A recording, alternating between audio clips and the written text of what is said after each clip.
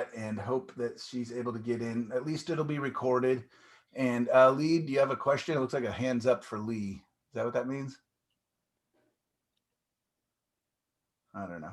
Okay, so that was a little bit of a messy start, but as always, it's so good to see everybody. We've got a good split here. We've got a little over half of returning students, so kind of know what craziness you're in for. And about 3 or 4 or 5 of you guys are brand new, and I welcome you all. This is kind of the tail end of my first year of teaching on Zoom, and you can see I've mastered it. um, and but it is a lot of fun. It's so neat having students from all over the place. Last time we even had a student joining us from Haiti. I hope she's okay. I heard there's been a lot of turmoil in Haiti. That I think their president was assassinated yesterday. So hopefully she's okay, or stays okay. And but anyways, it's really interesting and fun for me to have students from the East Coast, from all over the place, even the outskirts of Portland that, you know, the drive-in can be pretty brutal, just like any big city. And I like teaching from my studio, even though I don't clean it for you guys. You can see in the background there, it's pretty messy. But I love having everything on hand because there's always books or paintings or materials that, you know, I carry a big tote to my workshops and my classes, but you can never carry everything.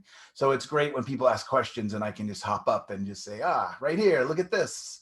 And things like that. I like this to be a very interactive class. I know a lot of my fellow teachers put everybody on mute and keep them on mute, but I actually really enjoy the give and take, the questions. And I write a lot of notes before class and try to stay organized.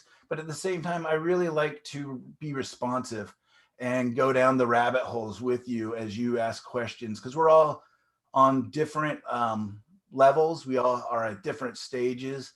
Some of you have been taking classes with me for off and on. Some of you 16 years ago, some of you a couple weeks ago, and some of you have been, taking classes off and on with me for years. And then a number of you this is your first time.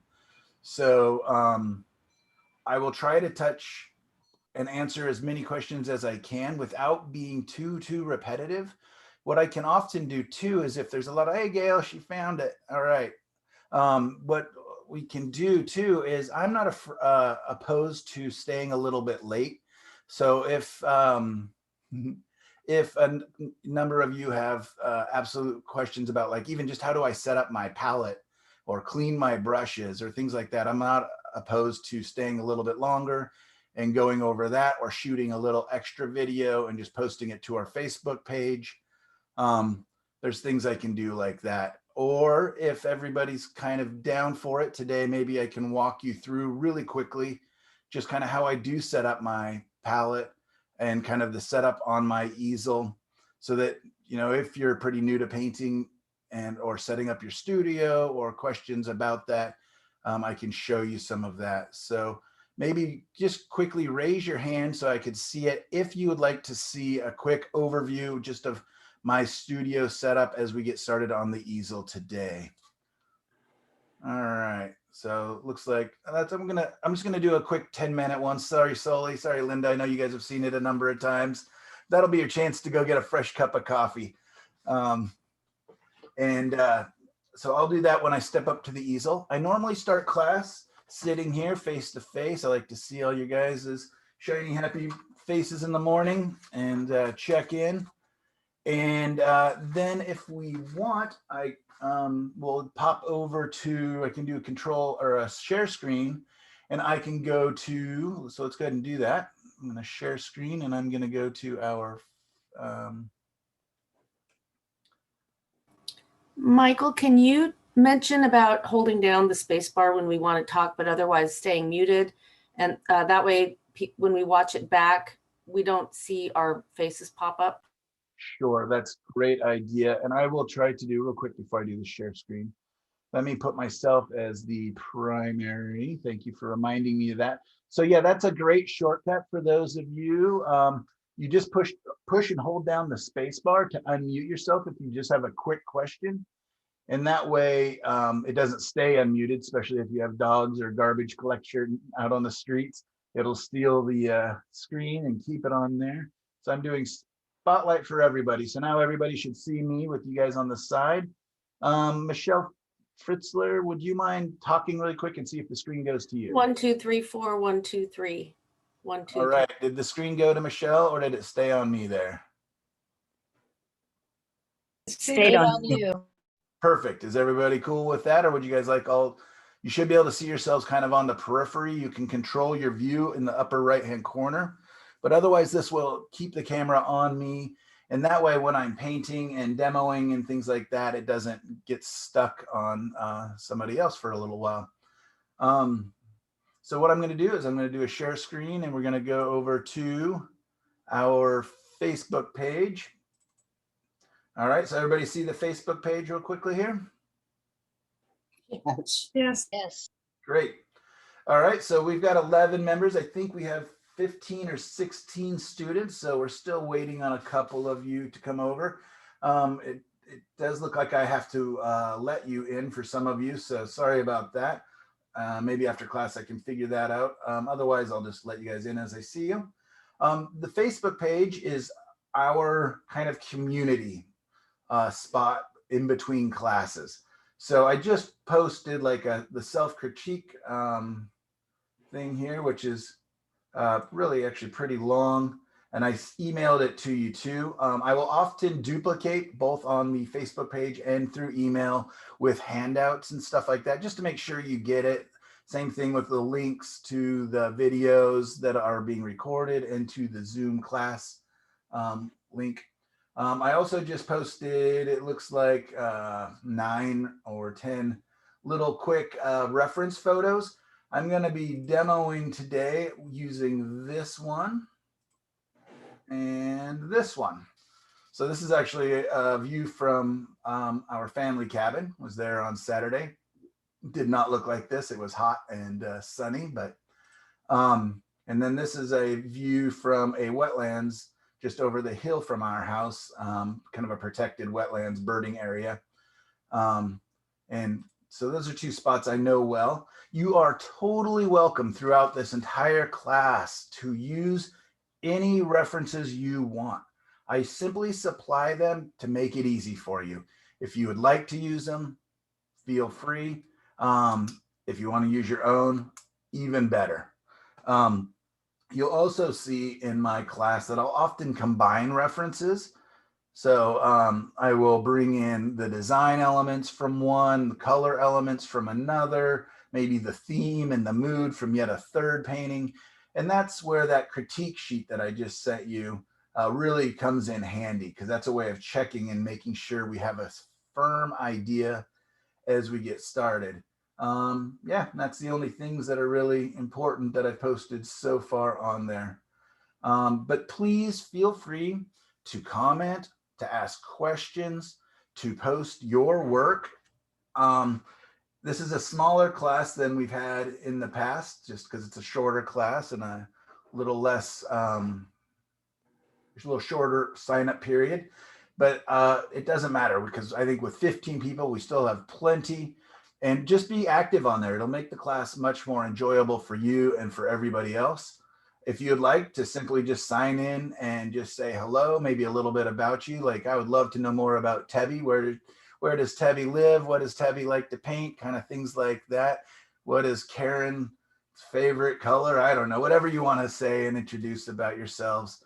And I know that some of you've done it in classes past. You can just copy and paste it back into here so that we can all learn about each other again. And that's up to you completely if you want to do that, but it's just a fun way to, makes it just easier to communicate, and it means more when we're getting comments and feedback.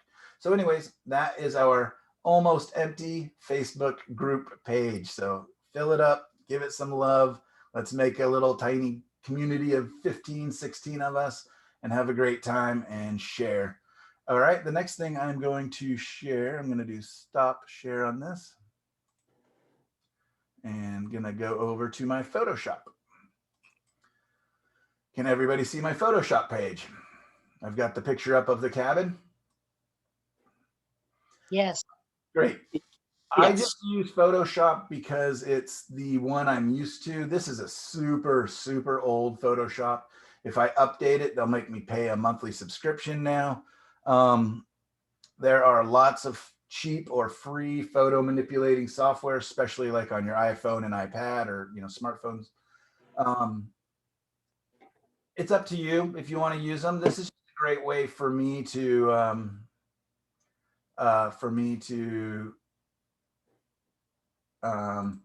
show really quickly. I'm trying to find my tools. They're hiding over on the other. I've got two monitors going. So anyways, it's a great way for me to just kind of draw both on my photos and my paintings and yours, and without actually painting on your paintings. Because if we were all together in a classroom, of course I could come around and demo a lot easier. But with I'm just trying to grab the tools I'm going to need. There for some reason on the other screen. I can draw, demo, cut, edit, do all those different things, and show you kind of my thought process of how I'm thinking about editing and what I might want to do to these. Okay, so this class is the what is it called? It's the of poetry of color and design, right? Or design and color. So the first couple weeks, I really want to focus on the design side, and the second 2 weeks, we're really going to dive into the color side. And I hope I don't get too many eye rolls when I tell you, and you maybe already know what I'm going to say here, is we're going to do a black and white today. I often start my paintings in black and white or in very, very limited, very monochromatic settings. I will show you some of my paintings that are in progress. Lately, I've been starting a lot of my paintings using acrylic paint, black and white acrylic paint, which just allows me to get in there, get it covered. Usually I can, I don't have to let it dry for more than 2-3 days. It takes longer than the half hour, which, we all think acrylics dry in about a half hour, and they do, but we actually need to let them cure properly. At least that's what's recommended by the manufacturers. So when I paint with acrylics, I usually plan to get back to them in about 2 to 3 days. I also paint on very firm substrates for the most part. I do paint on canvas when they get really large, but I prefer panels. And that's just a personal thing, but you'll see I can be pretty mean to my surfaces, rubbing and scrubbing and scraping and doing different things, even using a sander every once in a while. So having a wood substrate or a wood with the canvas attached to it seems to work better for me, but that was transition over a number of years. So you're free to work on whatever you like. If you are just truly treating this class like I'm going to be doing a lot of sketches and I don't want to spend a lot of money on substrates, just investing in some acrylic gesso, Gesso, is basically the white primer paint that's on the canvas.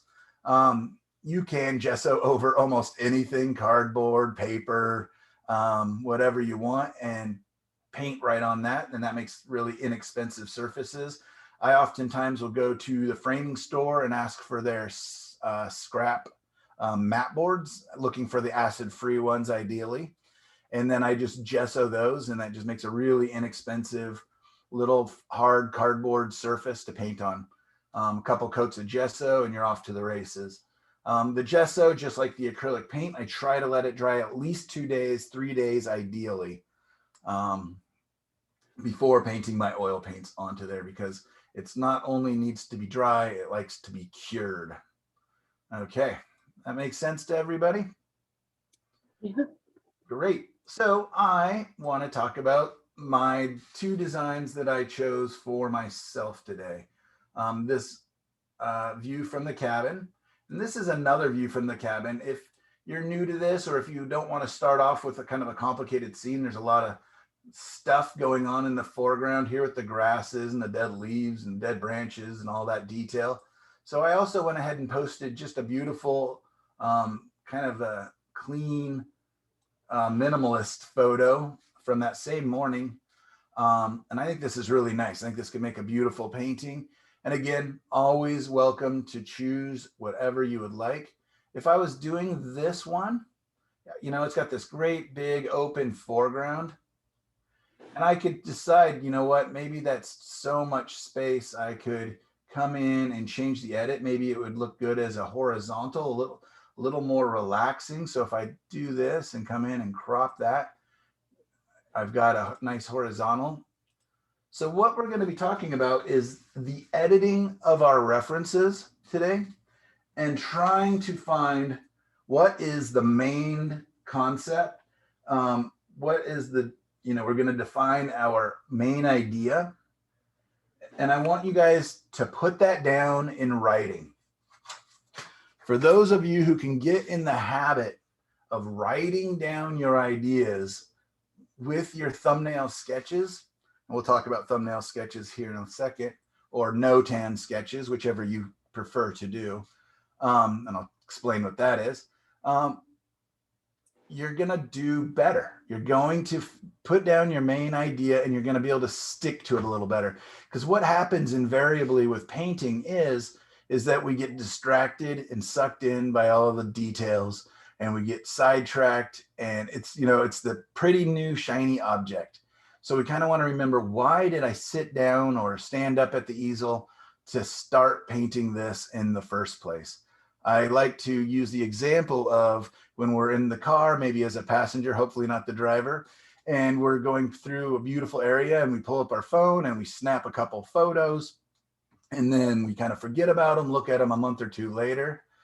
And we're kind of like, why did I take that picture in the first place? What was it about this? Was it the sunset? Was it the light on that rock? Was it how the tree was silhouetted? What was it that I was interested in? Why did I pull this photo? Maybe it was just that there was a deer in it. Maybe it was a subject thing versus a lighting thing. But that is kind of our main concept. A lot of people make the mistake when they're thinking main concept, they think the main thing. Like if I was looking at this sunrise, or this is a sunrise at the lake here, I wouldn't write, you know, sunrise over lake, misty lake. That's not my main concept. That's just the thing. For me, the main concept would be beautiful, warm colors surrounded by cool colors with a combination of lost and found edges, right? We've got the fog kind of obliterating and softening the edges. This is such a good one because when we look at the focal area, it is so obvious, right? It's got the crispest edges. It's also got the biggest contrast between light and dark. And it's got the biggest contrast between cool and warm. Our eyes love contrast. Our brains love contrast. So when trying to decide where's the focal area or what is this painting about, it probably is going to have some sort of contrast in there that's a little more extreme than the others. I'm not saying that that would be in the photo necessarily, but we're going to look for it in our painting. So if I bring up this one as an example, again, the wetlands near my house, I'm going to look at this and I've got to decide, what is this photo about? More importantly, what is it that draws me to this photo? And it can be different than when I took the photo. I could say, well, when I took the photo, it was about, you know, this tree over here and its contrast with the dark area. But when I go back to the photo, what is it that excites me? Like, what stopped me as I was scrolling through my thousands and thousands of photo references?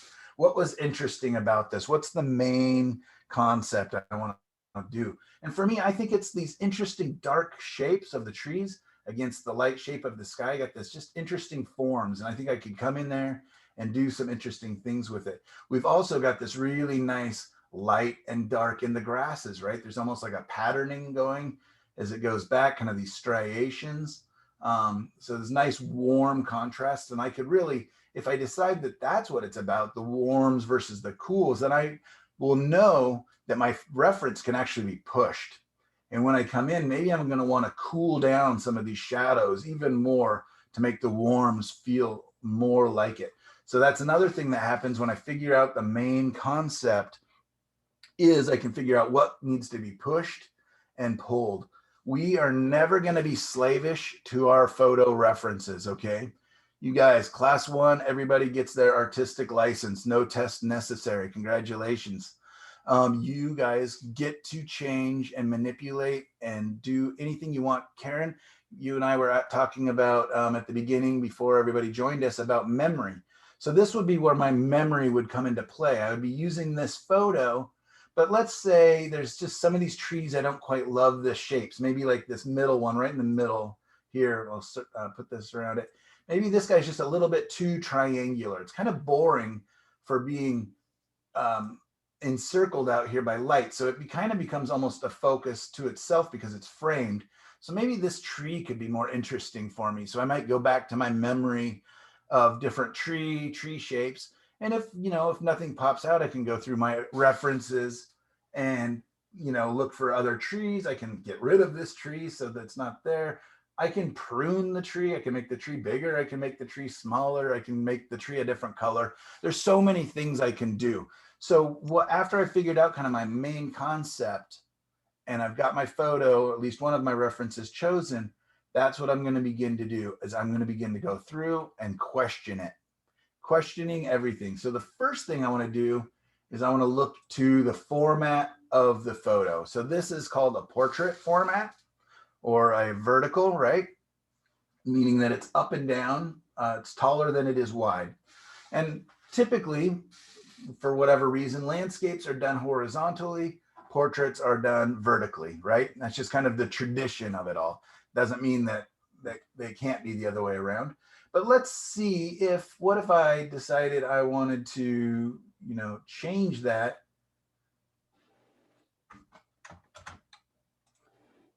I'm just going to copy and pull up another thing and paste it in there. So now I've got 2 versions of it. All right. So I got my vertical and I've got my horizontal. So I've tested 2 different edits about it. Which one of these, to me or to you, feel free to speak up if you have any opinions on the matter at this point, but which one feels better? And it's no right or wrong. They're both fine. One has the vertical one has this nice long lead in, makes the creek more, makes it more about the creek. This one zooming in a little bit kind of feeling where it becomes more about these trees, less about the foreground. Love the horizontal.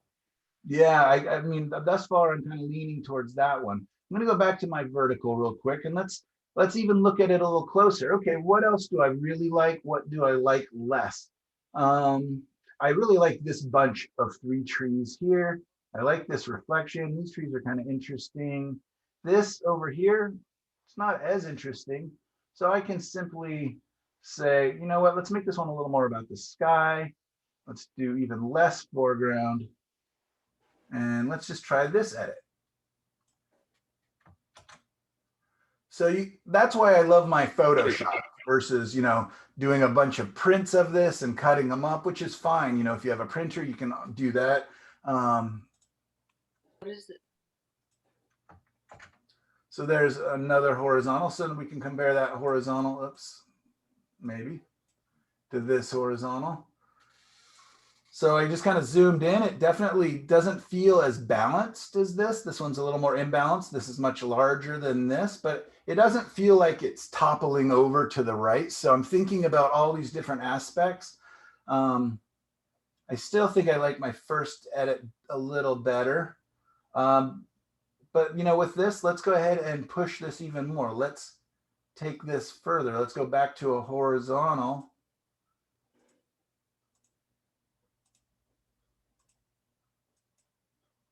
And there we go. So now it's a completely different painting, right, than where we started off at. And a lot of times, if you have a good reference that has a lot of material in it, by zooming in, you can actually get 2, 3, 4 paintings. I've definitely had that happen where you are up on a hilltop, and you shoot with your wide angle lens and you just get the whole valley. And then when you start to zoom in, you're like, oh, that farm down there, that one's really cool. And oh, look at that creek over there, or river, or whatever it is. So within this, there might be multiple paintings. So I don't have to say, you know what, I have to pick the very best one. I could pick the best 2 or 3, because a lot of times it's really nice to paint in a small series of 3 paintings where they kind of harmonize together. You'll oftentimes, if you care about selling your paintings, you can actually sell in little groups, because people like to buy, you know, that theme will go nicely in a room, in a dining room. In fact, I had some nice people who bought 6 paintings of mine that all kind of went together. I never suspected that would happen, but they bought all 6 and put them all in their dining room, and it made a really nice, you know, I was invited to their house later to do an actual large commission for another wall. And it was really neat to see it. I had never thought of the paintings, how they were, and I didn't even know they had bought so many of them, but it looked great. It was really a nice harmony. It was almost looked like a seasonal series of these trees. It was pretty neat. So anyways, working in series, there are benefits to that, especially because you're also learning as you're going. Anyways, this one's kind of fun, interesting. You know what? I'm going to zoom in one more time, because I actually now I'm kind of attracted to what's going on in the right. So I'm going to do a super crop and see what happens over here.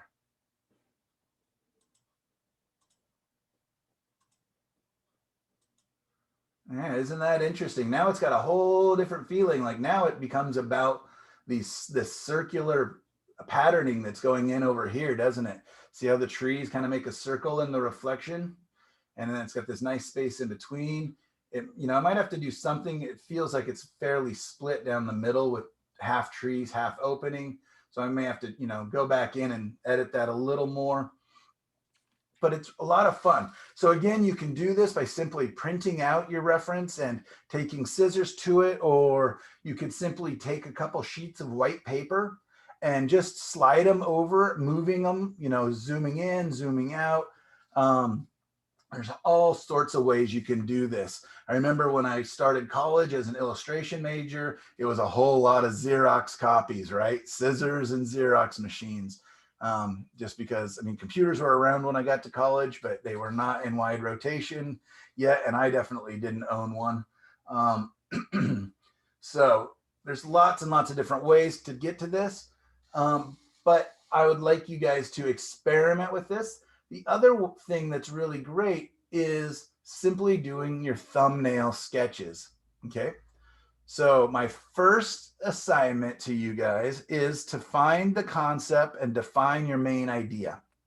Okay, that can simply be 1 to 2 sentences. On that same page, I want 3, at least 3, more is better, little thumbnail sketches. Okay, does anybody not? Well, I'm just going to tell you what they are anyways.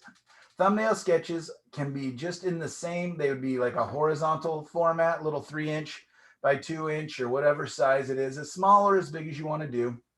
I often will do them in simply almost like 1 by 1.5 inch, really small. And we're not looking for a detailed drawing. What we're looking for is the lights and the darks and a pattern. It can be very almost abstract. These trees could simply be dark lines going up and down. And we're going to simplify it to a very high level. So oftentimes what I will do to simplify is squint my eyes. Another thing I like to do is make a black and white out of it. Okay. And from there, well, let me go back. Control. I'm going to do a layer so that I save this layer. So on my new top layer, I've got it. I'm going to desaturate it. And then what I'm going to do is I'm going to go to my adjust and brightness contrast. It's funny that everything's going onto my other monitor. I will push my brightness and push my contrast. And from there, it very much simplifies the scene for me. So you can see that's the very simplified big shapes. It really just makes it almost kind of black and white. It's definitely a grayscale. So I'm going to say okay to that. And so there's the original. There's that. A lot of times this black and white version is the version that I will start to paint from, especially if I'm using the black and white acrylic paints. And you guys hopefully can see the advantage to that. It's taken it from all of this information, which we can get lost in all these beautiful colors and this gradient of values to this, this feels much more approachable for me. I like to remind myself that painting is hard. So anything we can do to make it a little bit simpler and a little bit more approachable, right? There's nothing scarier than a white canvas, is great. These are all just tools for us to get in, get comfortable, and get started with our painting. You know, I don't do this every time. I don't do black and white paintings every time. I don't, especially if I'm out plein air painting, you know, painting on location. I'm not going to go through all these steps, but I like to walk my students through it a couple times so that it becomes both something you can refer back to when you're unsure about a painting or unsure about a design or unsure about your main concept and your main idea. These are ways to reflect back and kind of get a good footing before we jump in. And I know, because I do it just as much as you guys, maybe not, or maybe a lot more, is I just get so excited and I just want to jump right in, and I, you know, come to regret it later because I didn't take my time at the beginning. And one of the things I'm going to hand out here pretty soon is the kind of the hierarchy, kind of like the food pyramid of painting and design. And the main concept and the abstract design are by far and away the most important things. So if you guys are writing notes, what I want you to do is in all caps on the bottom of your page, write main concept and abstract design, really quite large, like size 18 font, size 20 font. Okay.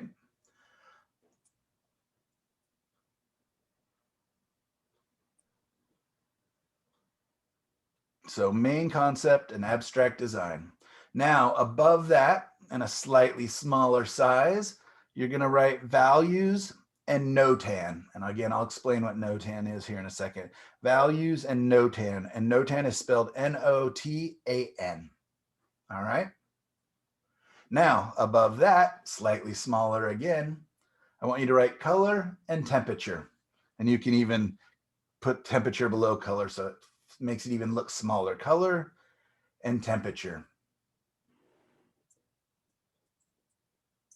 All right. Above that, last but not least, is edges and brushwork. And you can write that about as small as you want. Edges and brushwork. Okay.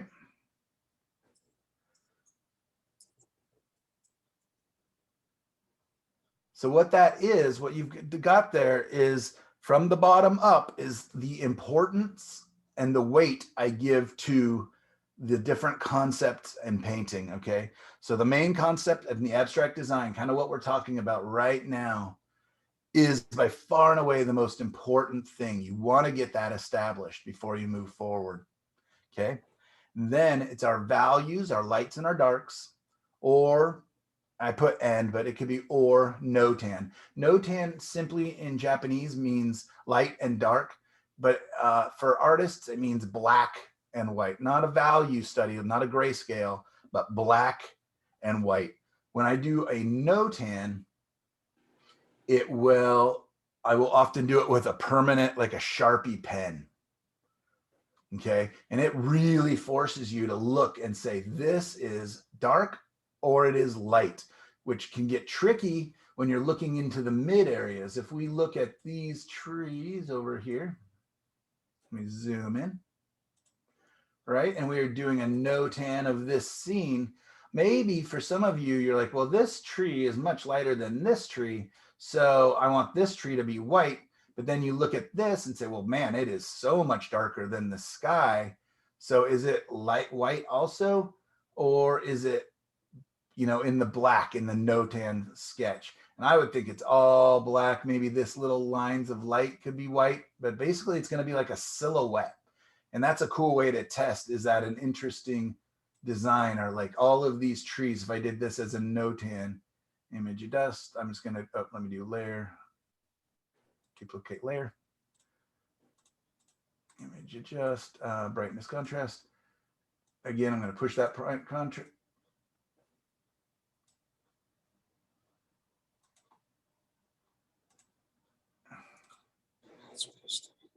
So there we go. It's not quite as dark as I would like it to be, but maybe I can bring back that brightness.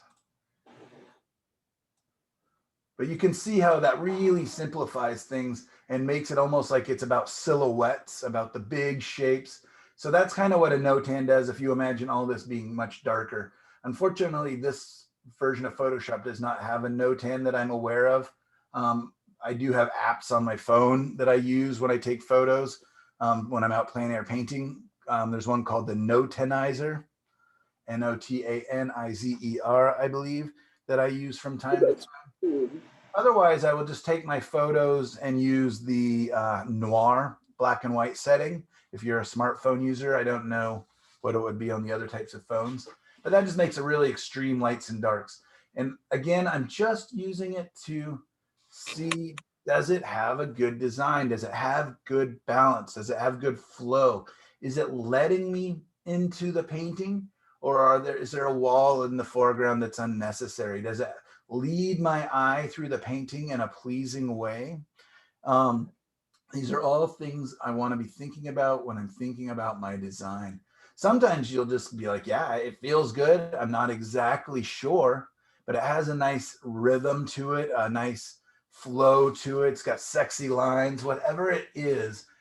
And sometimes we can get away with just that as, you know, I'm not sure why it's working, but it really, to me, feels like it's working.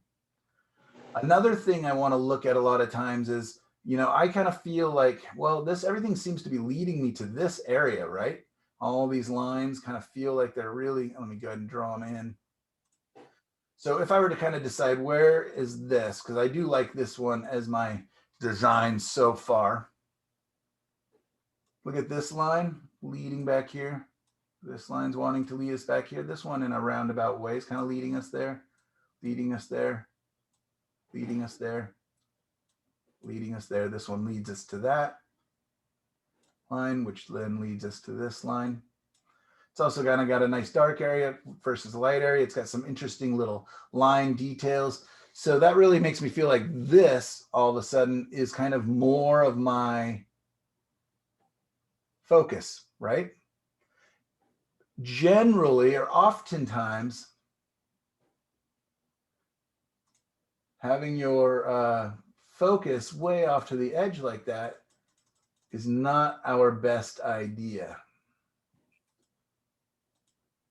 A lot of times, I'm going to go ahead and just show you two different ways that I figure out kind of my ideal focus area. Okay, so a lot of times, let's see how tall is this? Is 9 inches tall by almost 12 inches wide. So 9 is 4.5 inches. So I'm going to look for that line, the 4.5 inches, and I'm going to mark it. Boom. Okay, so that blue line represents halfway between the top and the bottom.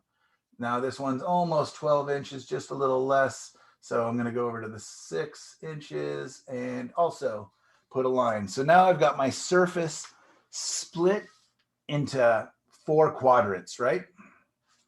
So this, again, this is a quick way to just kind of test.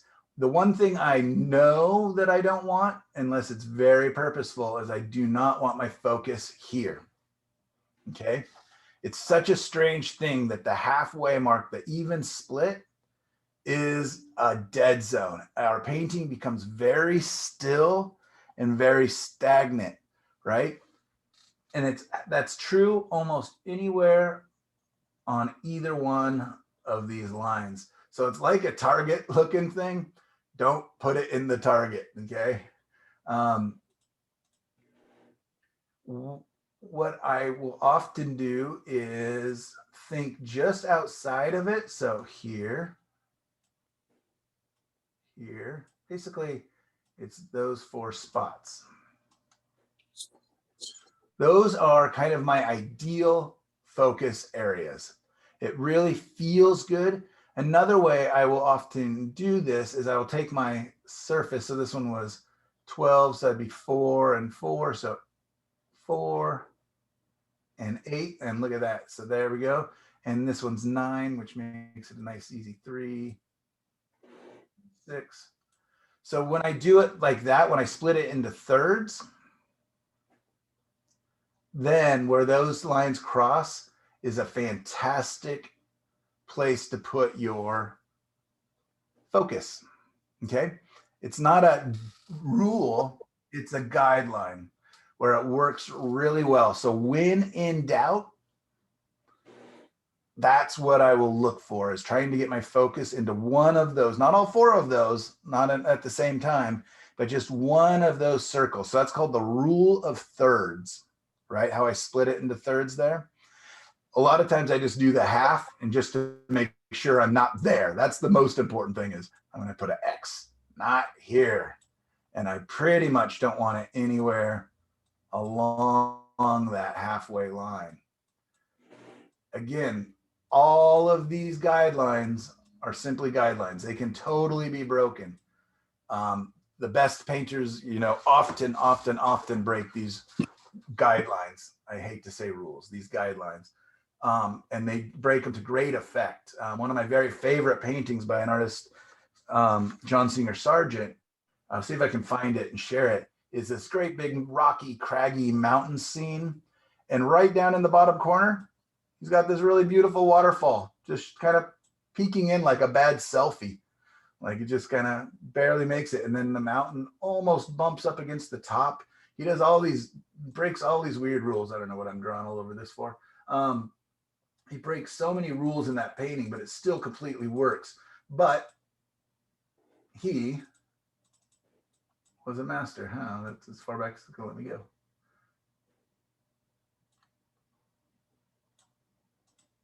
Huh. All right, well, I guess that's the end of that scene. So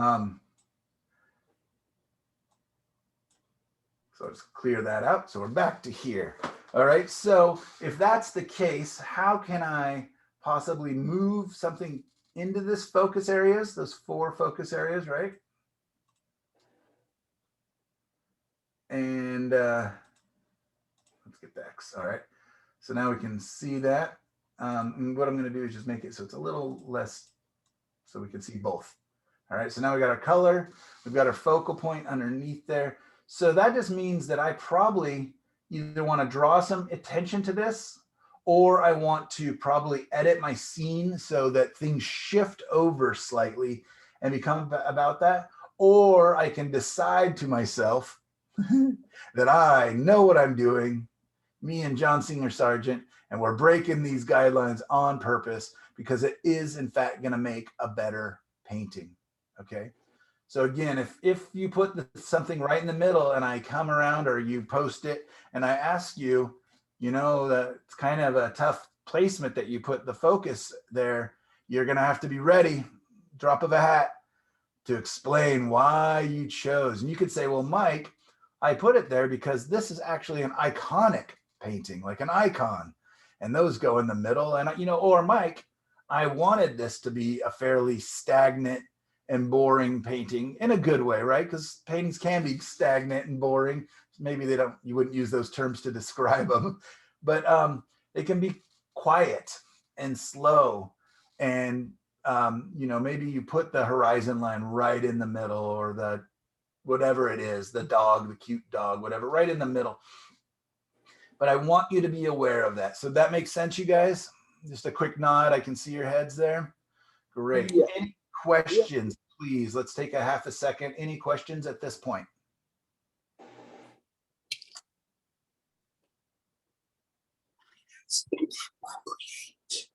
All right, Karen, I'm sorry, I couldn't quite hear you.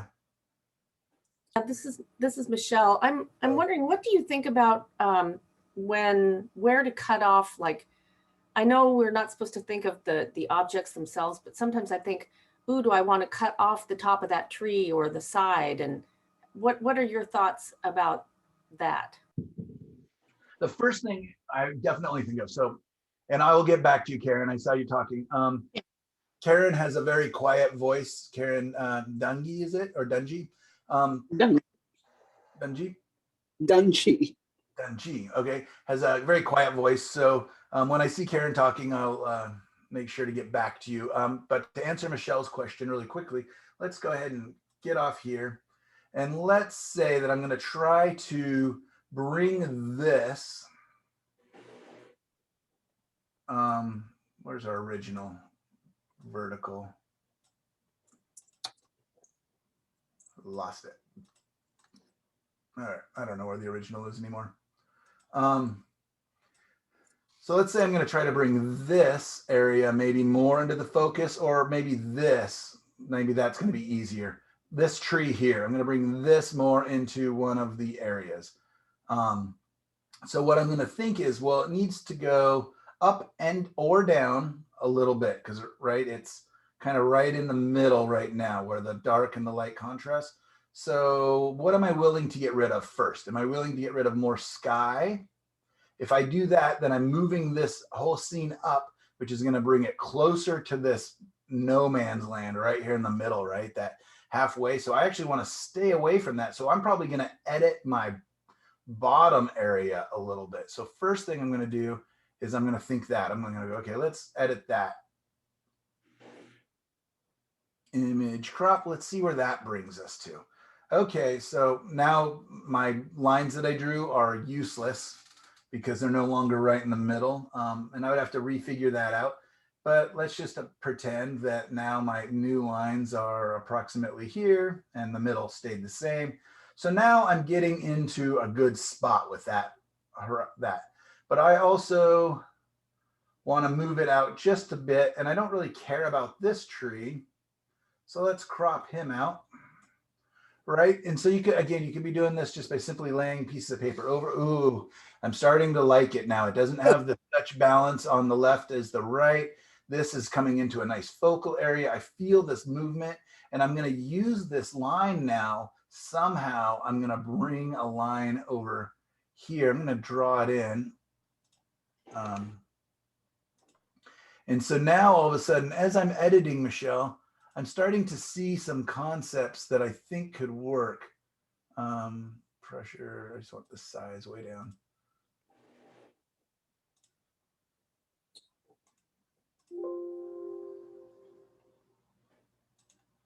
Oh, I'm on that one. Okay, there we go. So now I see this nice line. Oh, sorry, guys. Let me make it so it fits on screen too, so you can see it better. All right. So now I've got this into my kind of focus area. So I was thinking this could be my focus over here, pink dot. But now I'm going to make this one, pink dot, my focus instead. Okay, so I'm going to play this tree up. And I know that this line is leading us up there. So what I'm going to do is I'm going to use that line as a lead in, and I'm going to figure out, see this nice light versus the shadow right here? I'm going to use that line to lead me back. So we're going to have some nice movement. Our eye is going to have this nice movement. And then I've got this also, and I can play up this, right? And so now I can start using some of those lines that I was going to use earlier in verse. And maybe I can put something over here. Maybe I could bring a hillside back here, right? Like a far back mountain. And all of a sudden, what does that do? That connects to this line. So now that this line's leading us in, I can use this line to lead us through the view. I probably wouldn't want personally to put a mountain in there. What I would probably do is see that beautiful cloud. I'm probably going to use that cloud a little more too. So imagine this is a cloud, right? A really weird cloud. But anyways, you kind of get the idea of it, right? So I'm thinking lines, I'm thinking direction, I'm thinking balance, I'm thinking my focus. I'm going to keep in mind my concept and my main idea. But I'm really liking this design. What do you guys think besides my crazy cloud? I hate the cloud. Not going to lie. Yeah. So I'm kind of thinking, man, I'm off to something here. I think I might just print this guy up and take it over to my easel so that I can paint. Any comments? Karen, I'm going to get back to you now. Oh, sorry. Before I do, Michelle asked the question though. I'm going to do a copy. So let's pretend that I actually really wanted to zoom in. Let's go back to this other concept I had where the focus is over here on the trees. I love these 3 trees, right? They're strong, they're big, they're beautiful. They're bold, but the focus is about here. And when I did it earlier, it was a 50-50 split of these trees in this area. So I'm going to have to probably get in and edit these trees out, right? So what I definitely don't want to do is do a crop like this.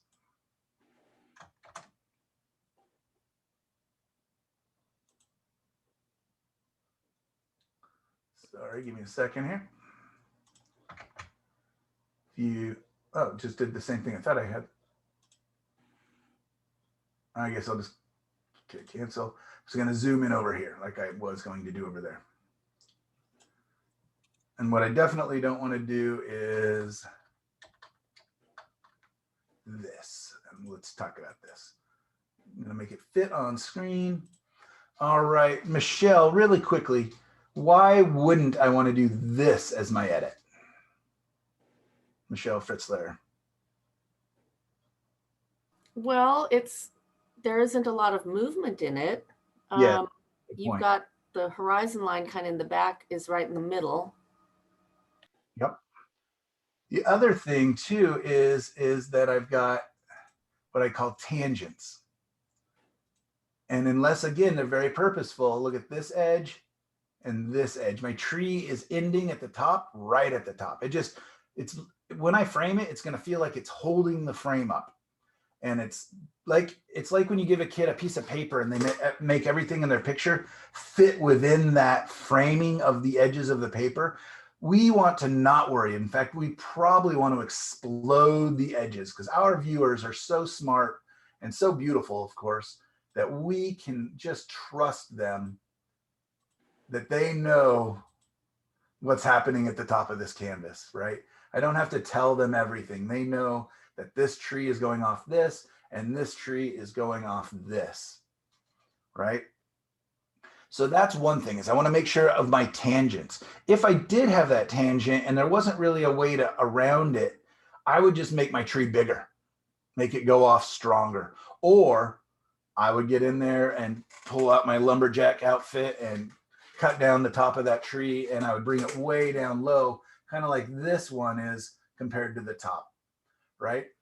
Or possibly, like you said, it's very balanced. So, and you see how me chopping the top all of a sudden move the horizon line a little more. Let's do it again. Let's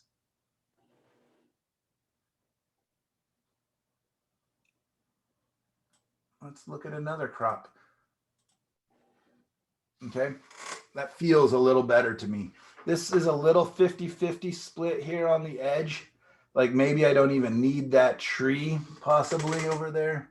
Can take a little cloning tool. That's a huge cloning tool.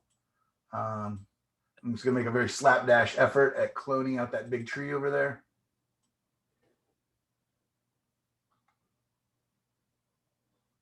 There we go. Maybe that actually feels better, or, you know, I could bring back, maybe let me clone a little bit of this shape, you know, and I could bring back, make this tree a little more interesting. So maybe something like that actually would feel interesting. And then I keep seeing it. I'm like, oh, I see what else I could do. That'd be so fun because it's got this nice, interesting shape. What if we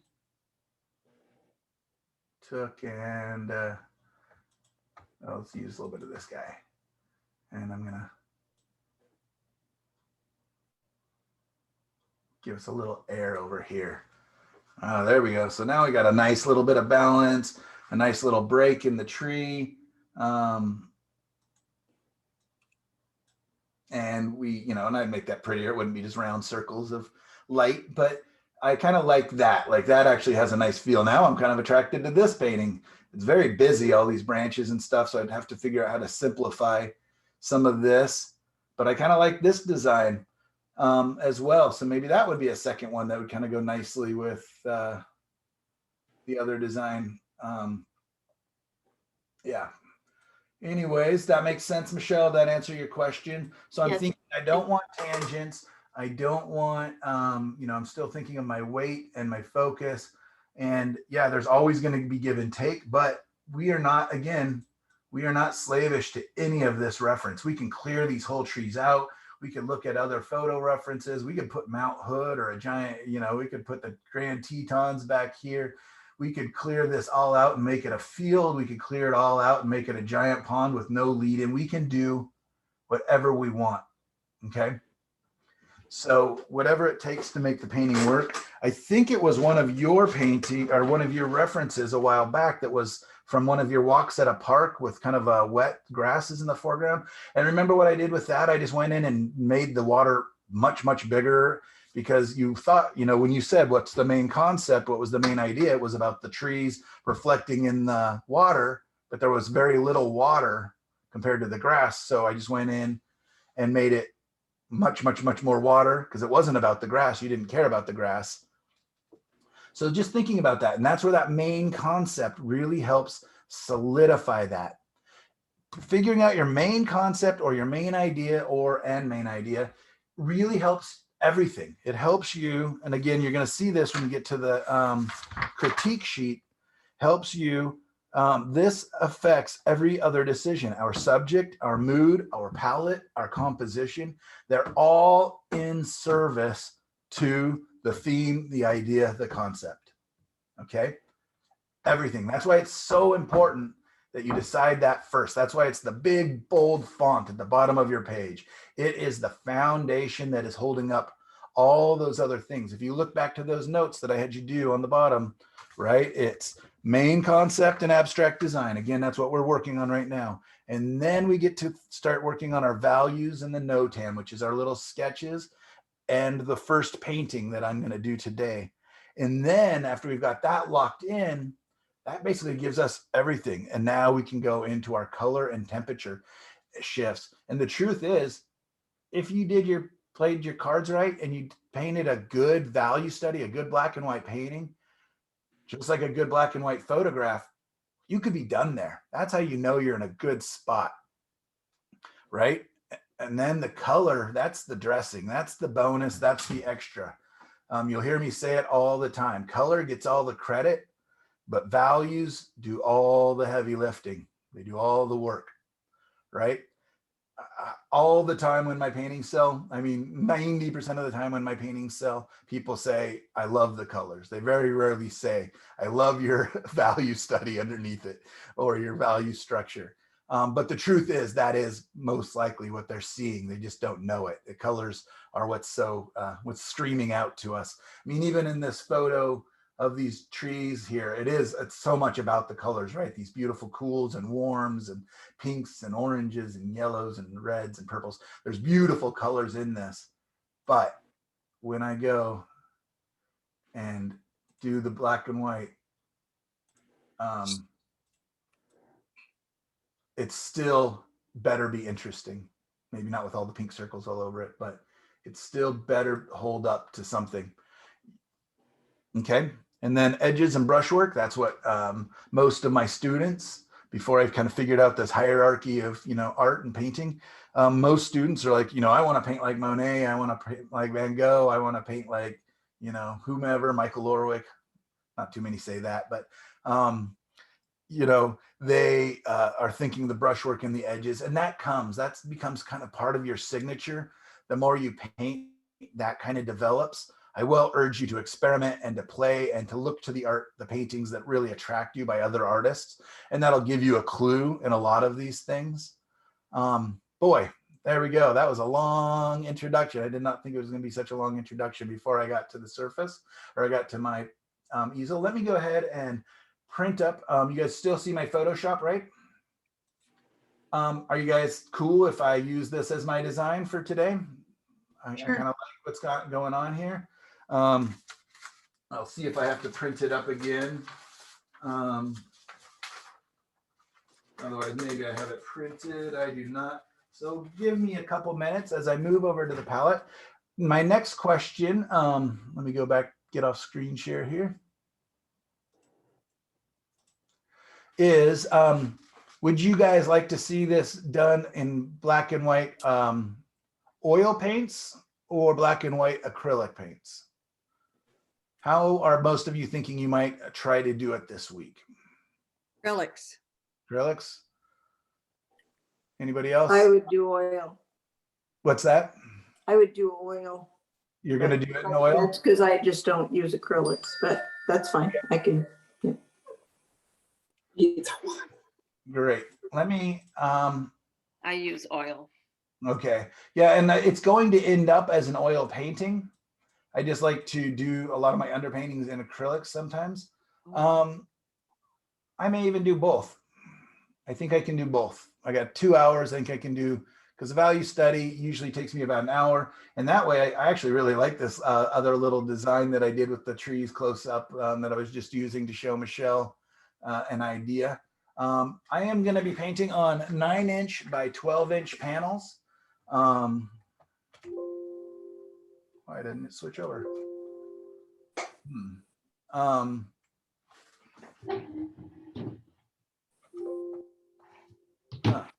All right, well, I'm hoping that I can figure out how to get this over to the easel. The camera over there might need to be turned back on.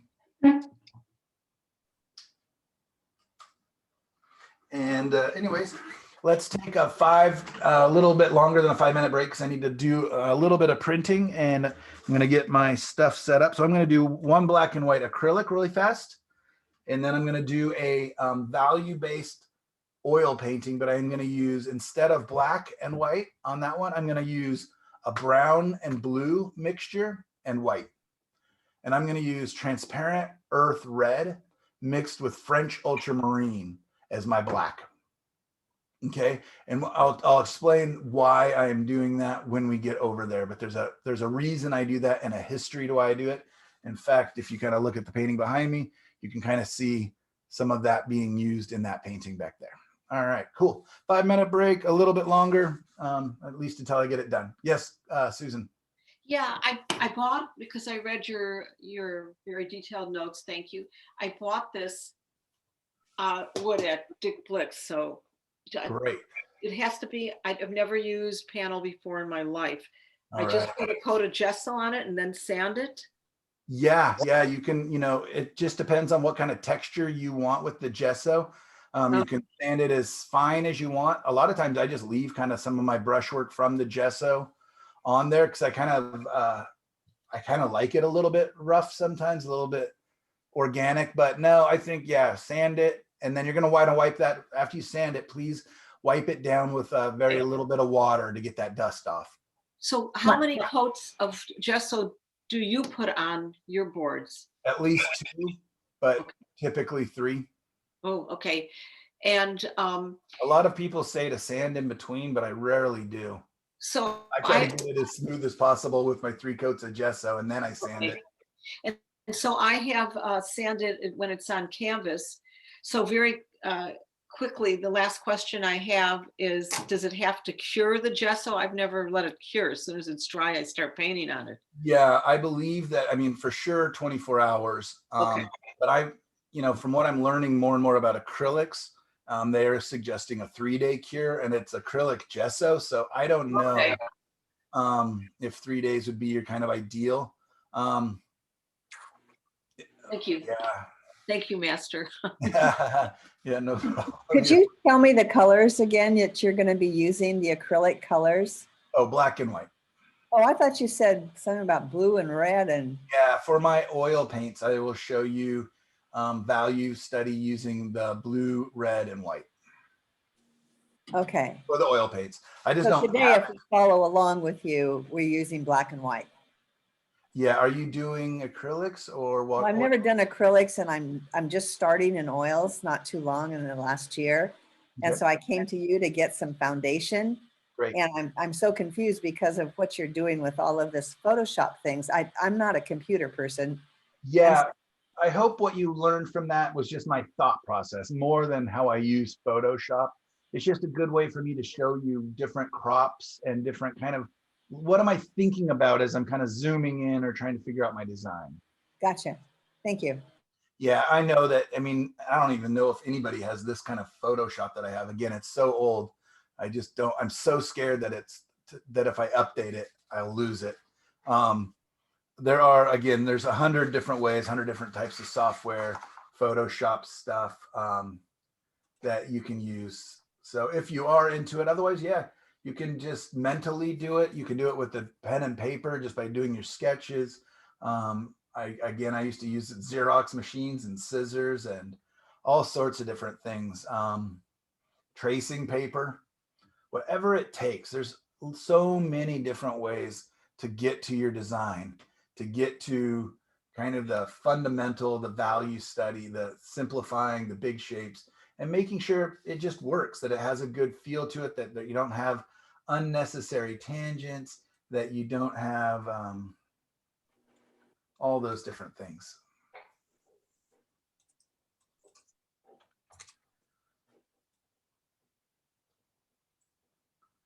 All right. And that's the value of doing a thumbnail sketch. 100%. Yep. Oops. So yeah, sorry, I'm gonna get quiet for just a second. I'm gonna try and get these things printed so that I can take them over. I can always just keep them up on the monitor, but they're a little harder to see. Yeah, again, take just a 5-minute break. Go get your tea and coffee right now. And I'm gonna hope my printer works for me.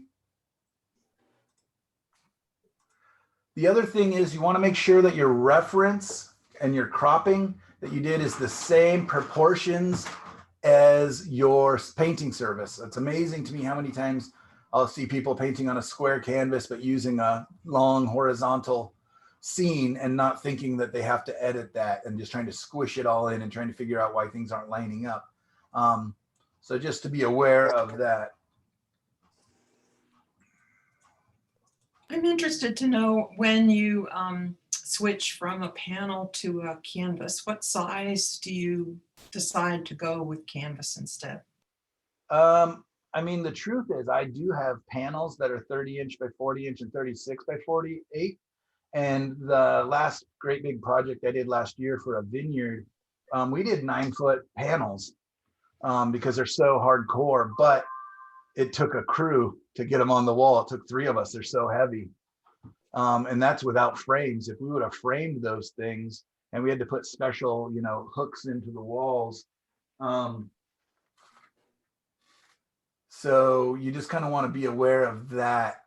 So it's a weight issue more than anything. Like the gallery in Carmel is like, yeah, we'll take panels, but only up to like a 12 or 18 by 24 is as small as they wanted, because any size bigger than that, and they frame all the paintings. They said it's just so unbearable to just try and hang on the wall, and it's borderline dangerous. So I totally 100% understood that. Flip horizontal, Control Z. Sorry, I can talk in Paint, but I can't work on my computer and talk. So yeah, for me, it's at about the 30-inch by 40-inch and bigger size is much more manageable on a canvas. It just I feel better when I hand it off to my canvas or gallery. Most all of my galleries are run, and I'm not being sexist at all, I hope, are run and operated by women mostly. And so, I just want to be cognizant of their ability to hang it and not get squashed under the weight of it. Because some of them are hanging them up on mantelpieces and, kind of high up off the ground. So I don't want them to drop my expensive frames, and I don't want them to hurt themselves. So anyways, just being aware of that.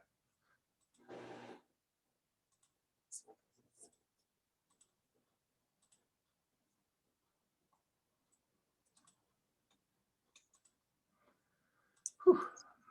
All right.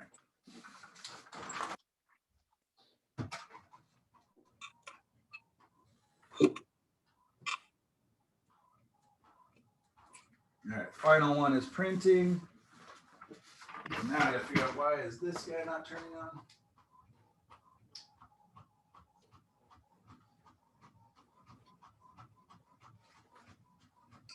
Ah, there we go. Nope, never mind.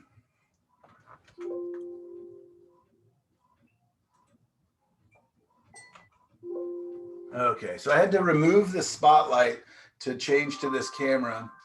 I'm gonna try something different in the video or in this, and then I set it to a manual focus so that it hopefully won't be going in and out of focus on the painting as much every time my elbow gets in there. So I think that's about as good a focus as I can get.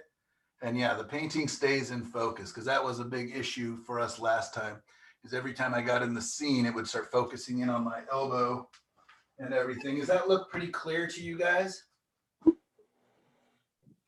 Reasonably so? Okay.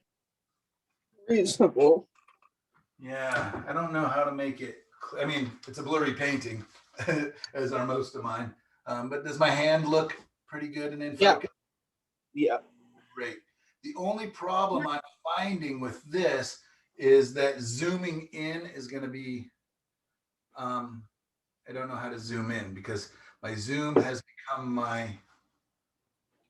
my focus. So that's normally what I would use to zoom, unless I can do this. No. All right. So as always, I'm trying to learn a little bit by little bit, and trying to. Oh man, really being touchy. Where's my hand? All right, there we go. Okay, so at least there, it doesn't go out of focus every time I get in the scene. So that may be a little nicer. We can vote at the end if you prefer the other way, and I can still try to work on that. Are you still pinned? No, I couldn't pin myself because of, I changed the camera angle. Maybe I could pin before I had,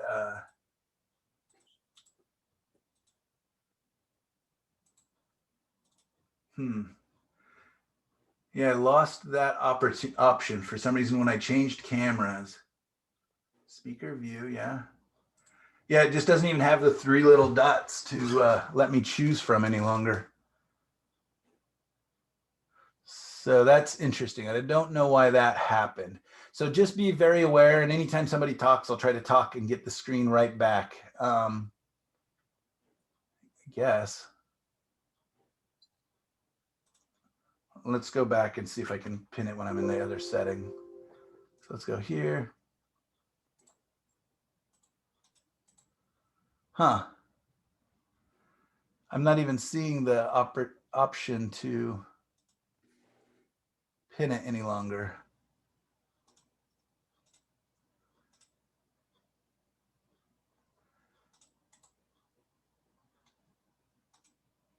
That's really weird. Like if I click over Denise or Gail, it's giving me the option to pin yours, but not my own. So I don't Show me know. while I'm eating. What's that? So yep, there's Gail.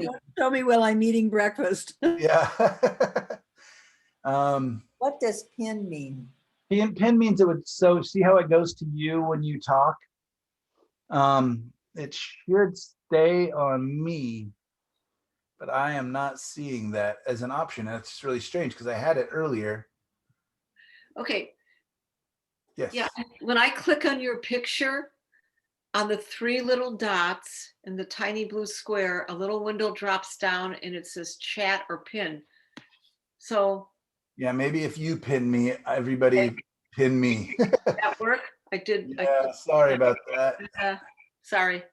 Nope. Yep. Let's just do that. I appreciate you telling me. Yeah, I don't know why the little options are just not on here.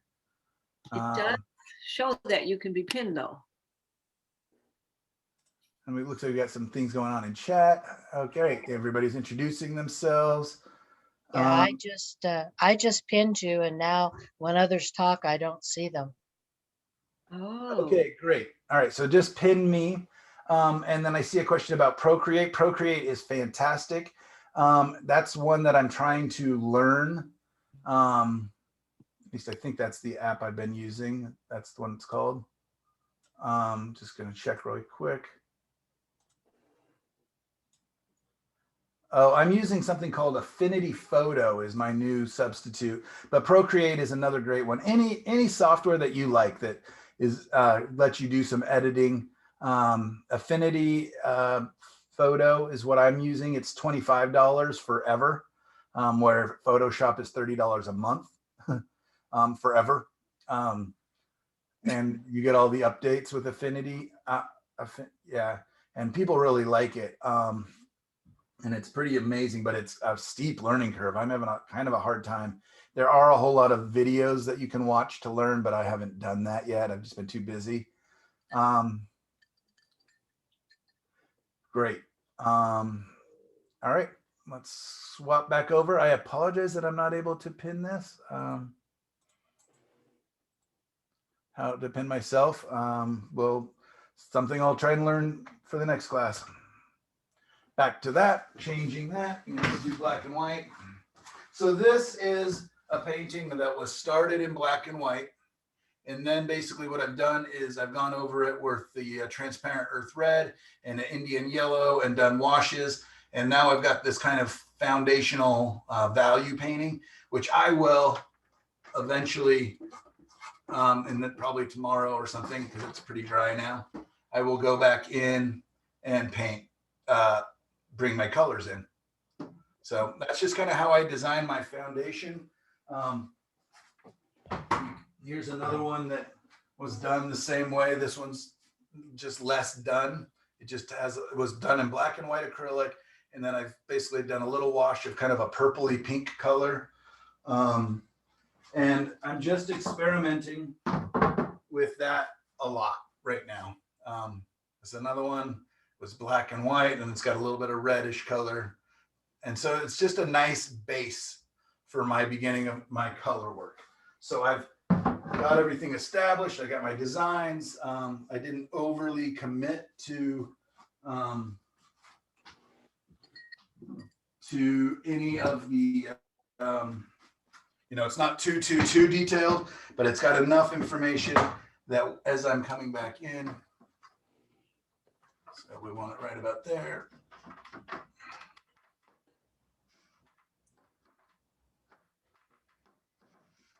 I'll just do one at a time. I was thinking I'd leave the other one up there while I was working on it, but we're going to do the acrylic black and white first.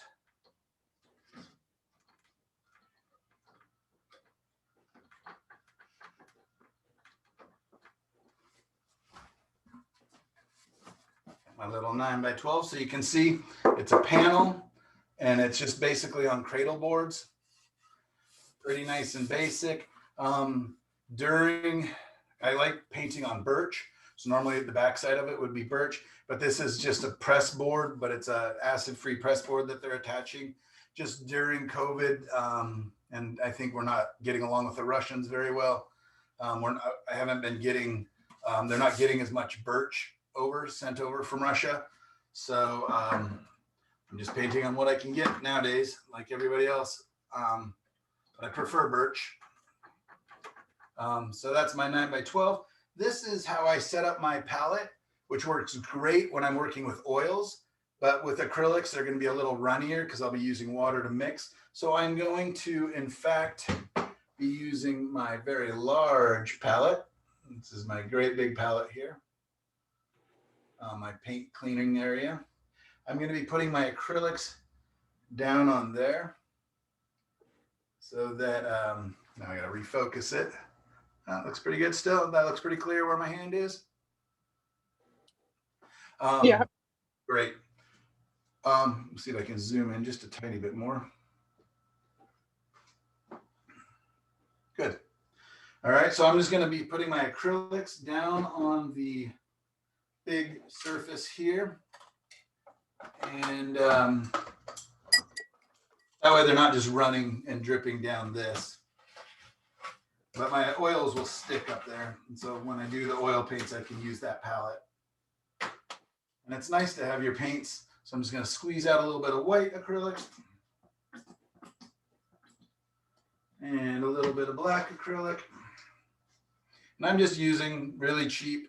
This whole concept of using acrylic paintings as my underpainting is, again, pretty new in the last couple months. But it is a very quick way that I found and very fun kind of way to build up my painting. I've got my cup of water and a bunch of really bad shaped brushes that I stole from my daughter. In fact, the acrylic paints are stolen from my daughter. So there we go. I'm going to be doing this one. So I'm going to go ahead and get a piece of tape and stick that up there so we can all see it.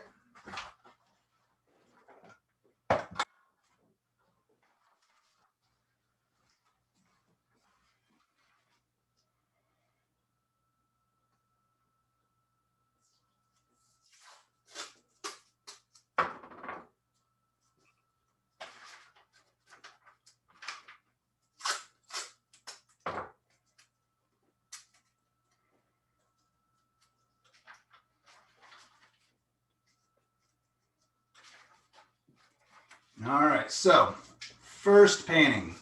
I'm going to try to do two really quickly. First painting I'm going to do with my acrylic black and white paint. I'm just kind of using this as the design. This is kind of the final edit that we got to. And then for the second one with the oil paints, I'm actually going to do this as my design. Okay. Again, feel free to chime in if you've got anything. What I'm going to do very quickly is I'm going to mix a mid-value gray, and I'm just going to put that on there really quick. So just a little bit of white, a little bit of black, a little bit of water.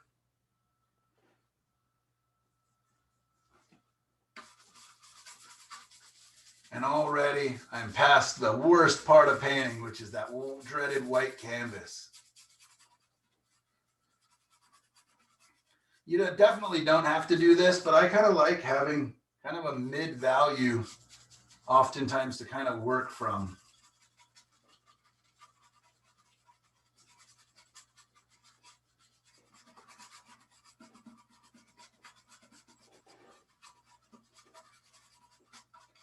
And this will dry really quickly, hopefully. Tack up at least so that I can. There we go. I'm gonna let that sit for just a second while we talk about kind of the process of how do we build up our painting. So looking for my notes again. So we found what we've done so far today, right?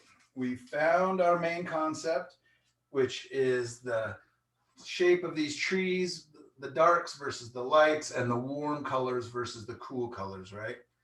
Then we figured out our design. And now what we're going to be doing is our values. And that way, after that's dry, we will be able to come back in with our color, right?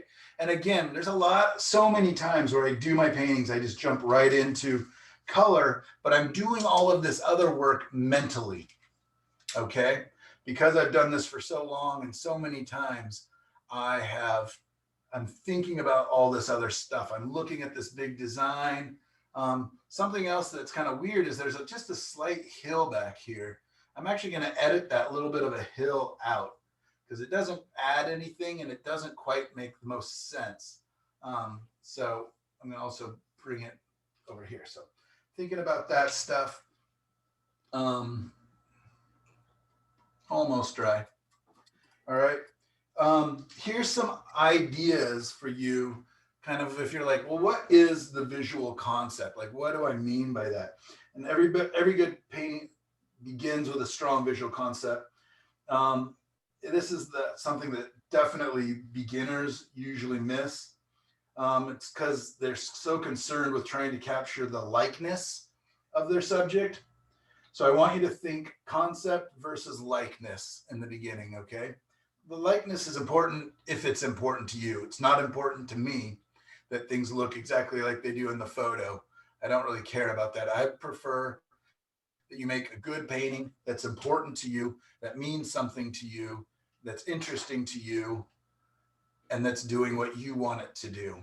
Okay. If literally copying an exact likeness of your scene is what you're about, that's fine. But for me, I prefer poetic paintings in my own work, at least, over more like journalistic paintings. Does that make sense? poetic versus journalistic. A journalistic painting is just the facts, ma'am, and poetic painting is just in there. And what's the idea? What's the feelings? What's the, you know, the much more romantic concept of it.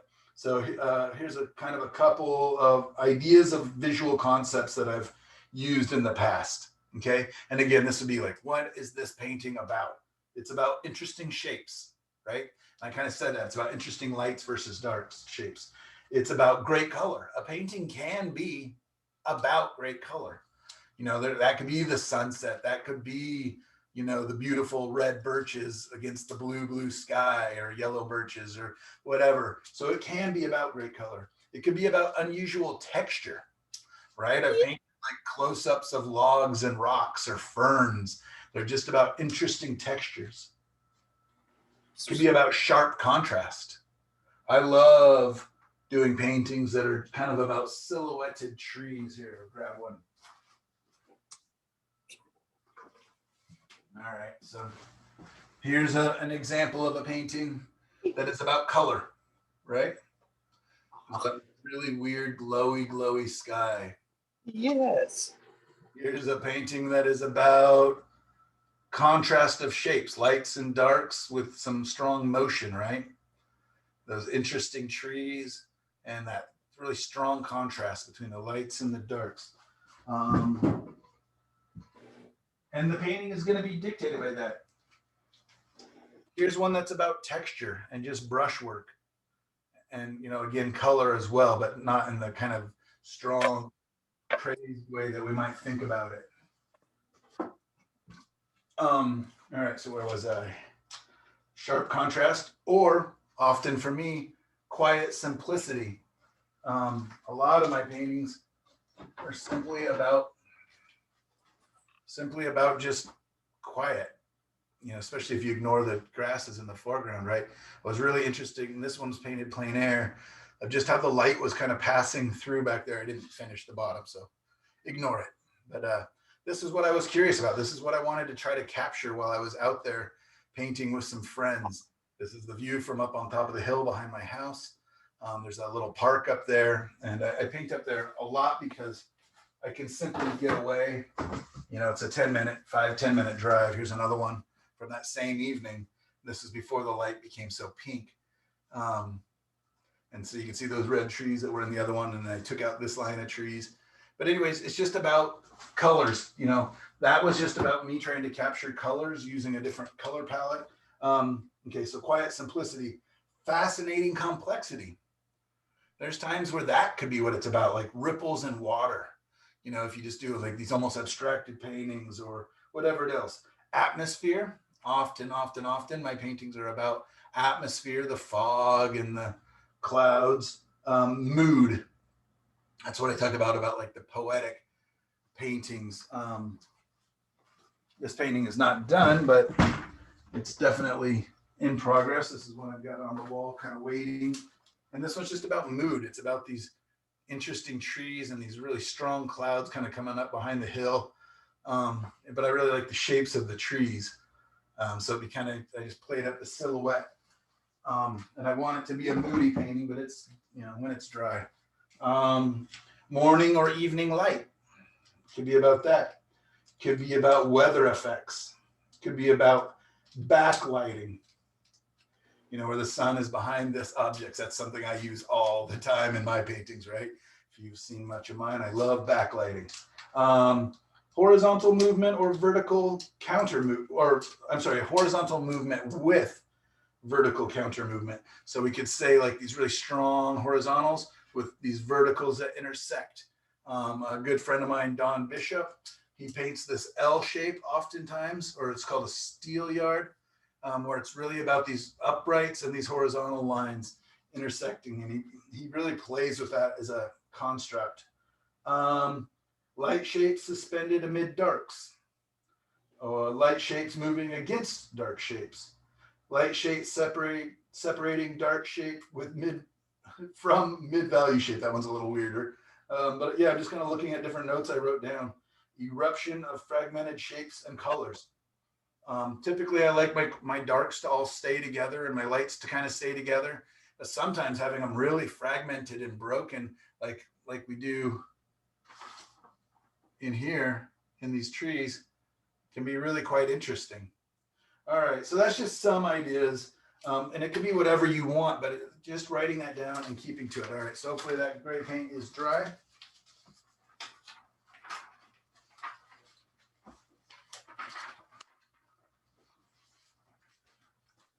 All right, so as I'm getting started on this guy, I want to talk a little bit about the steps of painting, especially like if you're outdoor painting or whatever else. And maybe as you're getting started today, you'll be like, I just don't know what the steps are of painting. So I'm just going to be looking for my big shapes here. So the first step, if you guys want to write this notes down here, it's going to be 6 steps. The 6 steps to painting, just so you can have it with you. And you're just kind of getting started and you're just like, I don't know what's next.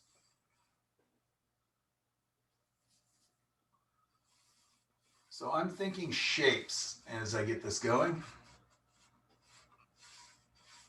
Don't need that big of a brush.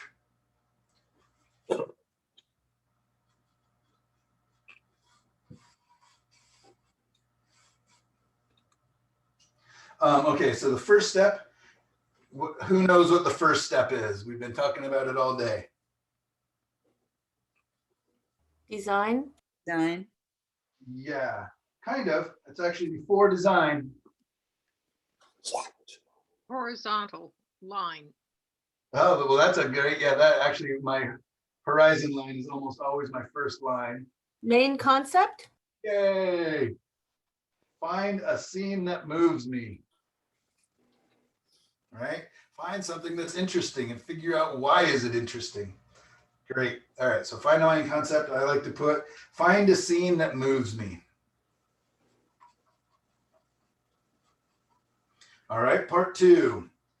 Find the visual concept for that scene. So that's kind of what we're doing here. That would be the editing, the design. Well, it's actually kind of even before that. It's kind of like the horizontal, the vertical, because the next step, step 3, is figuring out my design. Draw or imagine the notan or value-based design, which is what I'm doing now, even though I kind of did it on the computer too.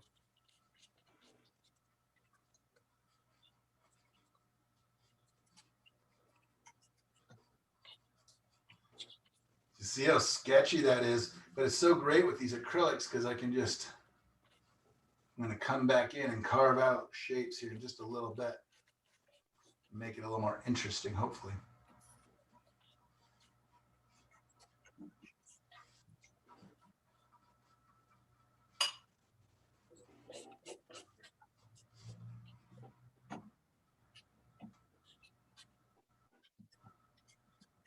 So these trees come over even a little more.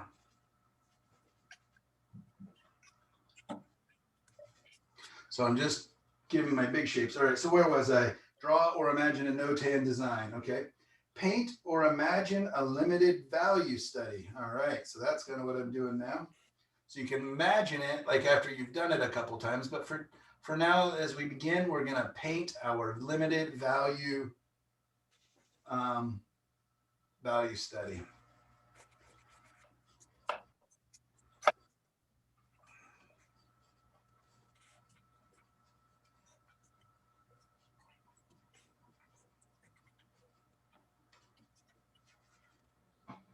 For those of you who haven't been in my class before, I understand how this looks. I know that you're just like, oh my goodness, I thought he was gonna do something pretty. But this is actually a lot of times how I work. I like oftentimes think of my painting as kind of simple, big, dark shapes and then I go big shapes to small shapes, which is kind of what I'm doing now. And I'm just kind of thinking big, like big basic shapes. Like what if all these 3 trees here, what if that was almost like a puzzle piece? I could just pick off like one big shape. So big shapes to small shapes is important for me as I work. I also, when I'm working in my oil paints, will paint from my thick paint, or no, from my thinner paint up towards my thick paint. And that allows for it to dry properly. It also allows for me to, how I apply it to the surface to be a little easier. The painting will build up a little more properly. So I'm almost thinking like a no tan, like a black and white. I'm basically working in just two values. There's a little bit of darker, but it doesn't need to be. And then I'll come back in and break that up using a couple more values.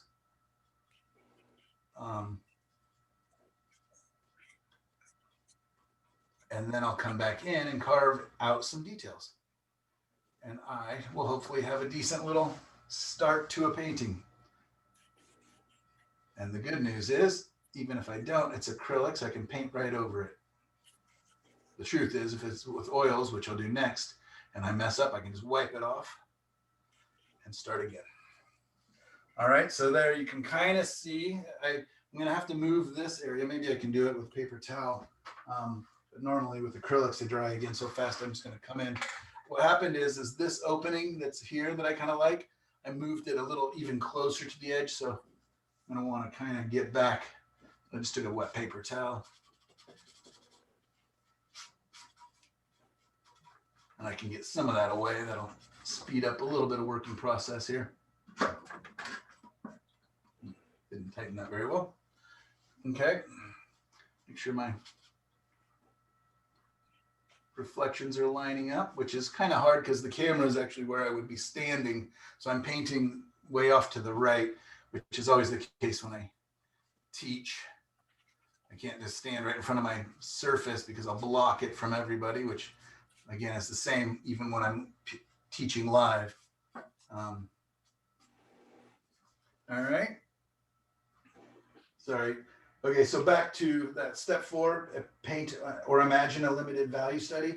Step 5 is paint or imagine the color study.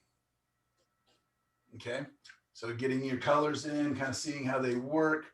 A lot of times I'll do a little side painting just with the colors to see if they harmonize well. Or if you've been in my work classes or workshops before, you've seen when I lay out my colors and then I'm pre-mix my colors, and that allows me to kind of judge whether or not they're going to play nicely together.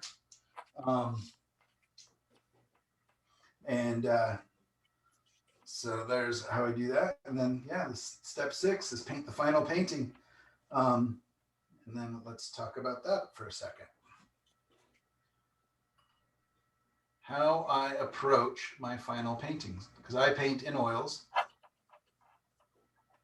is, again, I was just saying it, big shapes to little shapes, which is kind of what I'm doing now. I'm just kind of breaking these into slightly smaller shapes. I want to make sure it's not too repetitive here, these lights, as they come across. Big shapes to little shapes, thin paint to thicker paint, and dark colors to light colors, or dark to light.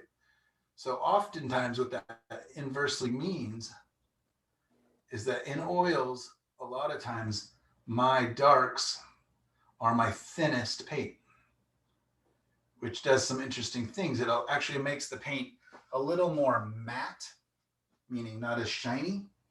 So that, because there's nothing worse than a really dark area that's really shiny. For one, it's really hard to photograph, but for two, it's just getting the reverse effect of what you want, right? You're painting a dark area, but if it's really shiny, it's reflecting back light. So then your dark areas have the illusion of being your light areas. So by painting thin to thick and by painting from dark to light, you kind of work around that a little bit. Does that make sense? Yep. Big to small, thin to thick, dark to light. That is kind of the order of how I build my final painting.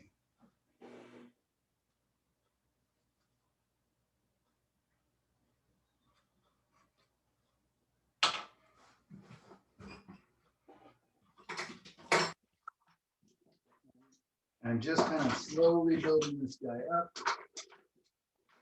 And it's only black and white, so can't go too wrong. It's drying so quickly, so nice. And that allows me to keep building it very quickly. Now you're just using all these different brushes. I'm just making interesting marks, brush work, keeping things nice and organic, not worrying too much about perfection or having anything just appear just right yet. I can come back in with my acrylics if I want and refine as much as I want, but I don't care to. Oftentimes, a lot of times the acrylic painting will be pretty rough, and then I'll come in with my oils over the top of everything. What I often do with those oils is I will glaze in kind of a one color or two colors to kind of get a harmony going. And then I'm going to come back in with my color and thicker paint on top of that. And that's how I've lately been building up my paintings. And it's been a ton of fun. And it really allows me a lot of experimentation.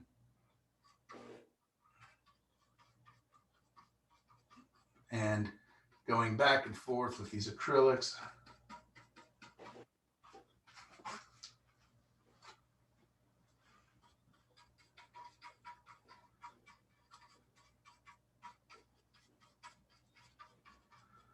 Super messy, right? And I'm just thinking shapes. I am not thinking things. If I hear in my head, grass, grass, grass, grass, grass, leaf, leaf, leaf, leaf, leaf, cloud, cloud, cloud, then I know I'm making, I'm not making things, I'm making the idea of things or the symbols for things. And oftentimes we just stop observing at that point.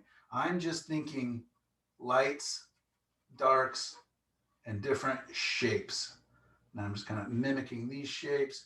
I'm not thinking this is a tree, this is grass, you know, with shadows going across it.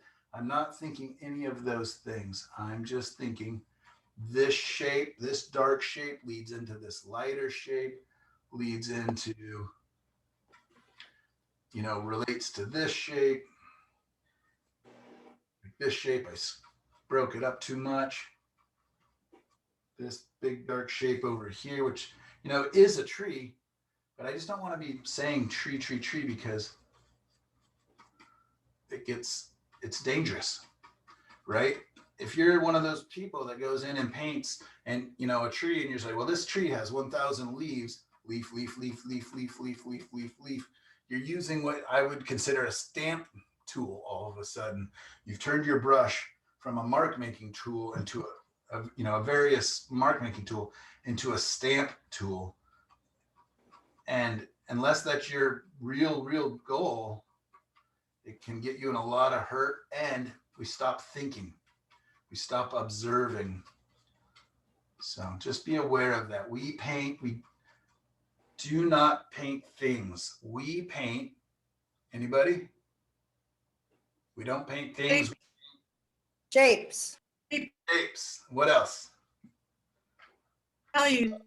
Values. And then lastly, colors. Okay, so that's what I want you to think is painting shapes, values, and colors. And then you can think edges and temperature if you want. But shapes, values, and colors. If you put the right shapes, the right values, and the right colors in the right places, it becomes a painting and it becomes a thing. And that what it becomes is up to your viewer. I mean, you try to give them a lot of hints, but you got to trust your viewer.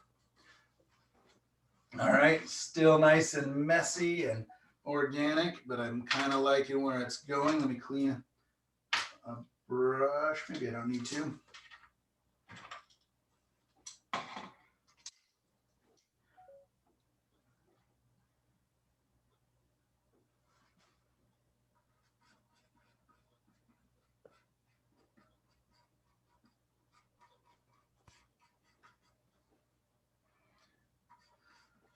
So I'm using a really lousy white, very thin and runny. The first batch of acrylic paint that I stole from my daughter and used up and have not yet replaced was much better. So having a nice kind of a thick white would be really great. I'll probably have to do this a couple times, but that's all right. I'll get figured out, and it will allow me to.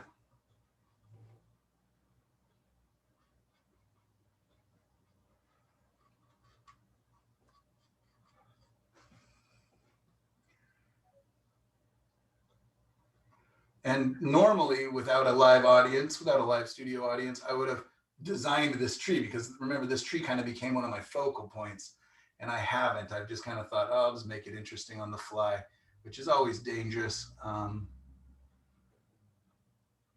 So we'll see if I can pull that off, but maybe not. Maybe I'll have to come back at it a time or two.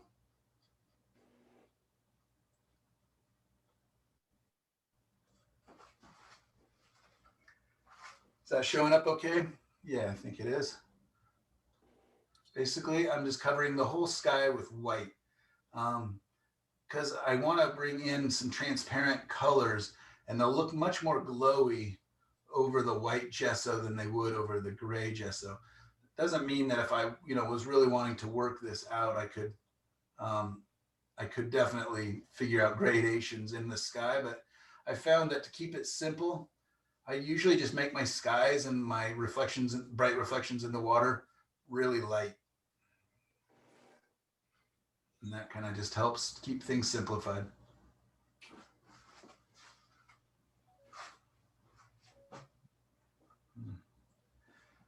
Gonna trim this tree over here.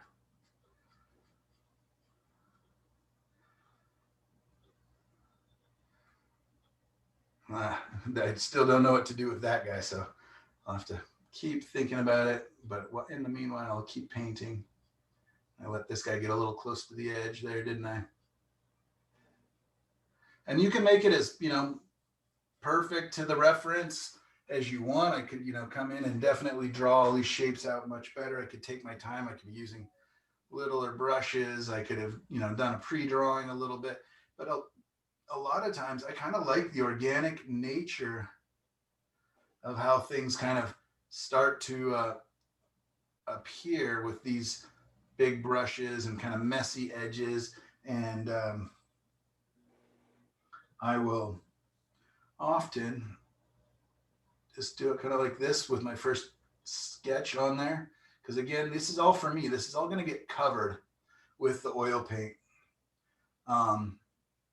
So I'm not too worried that it's so perfect. These are notes for me. Sometimes they end up really beautiful. This sketchy thing can end up really beautiful, but a lot of times it's pretty rough.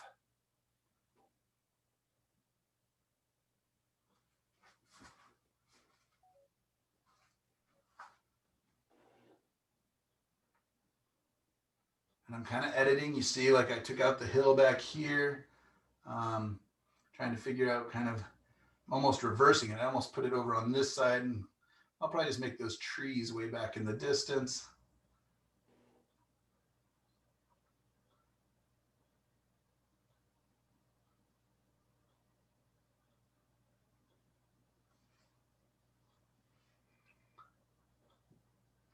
Yeah, I'm already kind of wishing maybe I'd have taken, I didn't do any of my little thumbnail sketches or anything. Might have been nice to kind of figure out some of these shapes, but like I said, this is so that you guys can kind of see the different steps. But when in doubt, like if you guys weren't watching right now, I would probably step back from my painting and take a second and do some sketching. Maybe even over here, I would just be like, okay, what's some cool shapes of the tree? Or on my palette. So a lot of times you'll see little drawings on my palettes, just of different concepts and ideas. So when in doubt, just take a second, take a breather, go, refill that coffee again, get away. Sometimes a 5 minutes away from the canvas can really help you see things clearly and see if the shapes are interesting.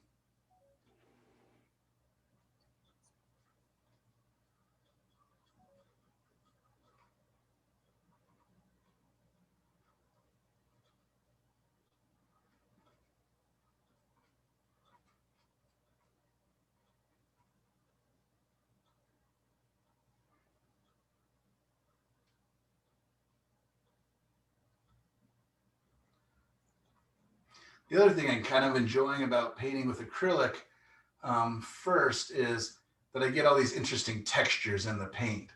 You know, this acrylic leaves so much more brush marks. So I don't have such a smooth painterly surface. And I'm kind of figuring out, like, you know, I can put some brush strokes in here that will eventually be colored clouds. And they'll kind of be hinted at in the brush strokes that will show through, even though they're all white. If that makes sense. They'll be kind of shown through in the texture.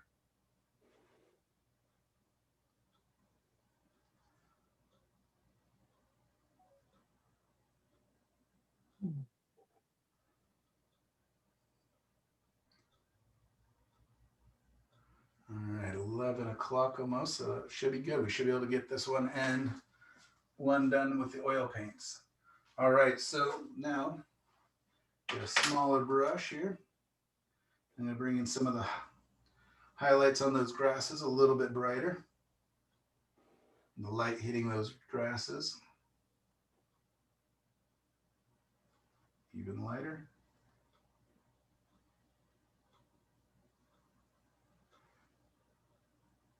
It's not as light as the sky by any means, but quite bright. It's kind of, the light's coming across from the right side, hitting the faces of some of these little grassy areas as they come out of the water.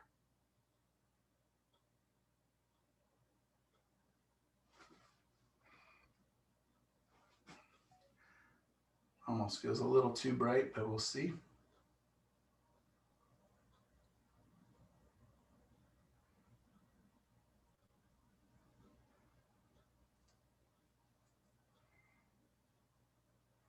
Also got a tree back here that's kind of picking up some of the light nicely.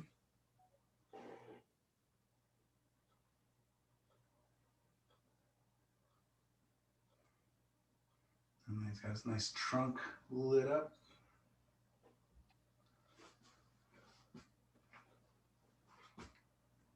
See if that works or not. It's nice in the photos, but doesn't mean it's going to totally work in the painting.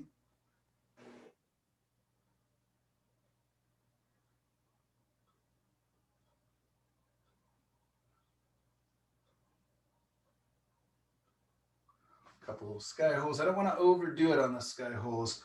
They're very attractive and beautiful in the photos, and it's very easy for us to overdo them as painters. So constant trying to remember that less can be more for sure.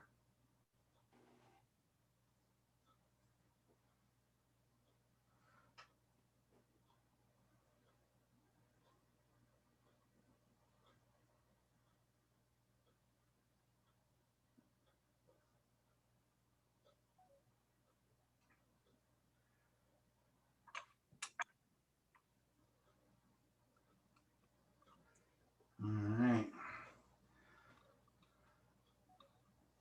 So yeah, very fast, but you guys see the big shapes, just kind of the three values.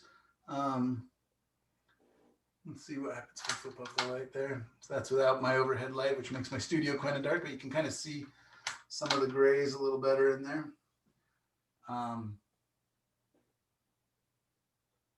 I could really make this as detailed as I want. I could come in and, you know, start really getting all the fine detail, or I can just say, you know what? I just need my big shapes, the big notes, and I can come back in and do all this with my oil paints later. And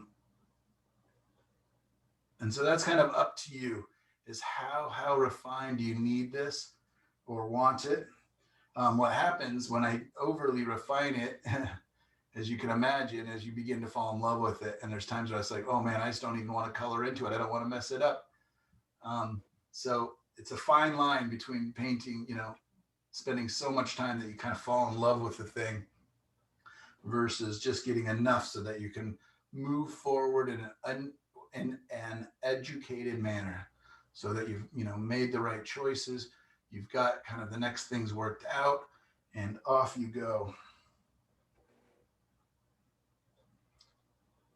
And I just love looking, and one thing leads to the next thing, leads to the next thing. A lot of fun for me.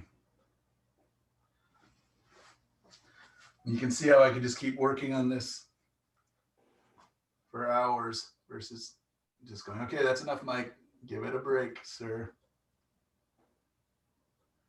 You've got what you came for. Step away, start the next one. There's a joke. How does an artist know when, or no, how many artists does it take to finish a painting? 2. One to paint and the other one to smack the brush out of his hand. Something like that. You get the point. Okay, I'm just gonna stop there. I keep saying that, but Any chance you could zoom in so we can see the brush strokes? I'm having a hard time figuring out how to do that with the new settings on the camera, because what I used to do by zoom is now my focus, because I'm on a manual focus versus the autofocus, and I'm on video versus camera. How about I zoom it manually? All right. And you focus on the brush strokes. And hold it here and try focusing. Good luck. Huh. Yeah, a little bit hard to see with just the black and white. There's not a lot. I guess I was trying to show you texture. That doesn't matter. But you can kind of see they're pretty sloppy, right? But this has kind of got some cool stuff going on over here. Just using the grays and then painting over with the darks and the lights. I kind of really like that. Yeah, and just kind of little negative shapes are kind of interesting. There's my little lit tree kind of in front of the dark tree that's catching just a touch of light. You know, that'll definitely get played up when I bring in color. Right now, she's barely a value thing. Yeah, there's some nice kind of interesting negative shapes. Like I said, I could just keep working this until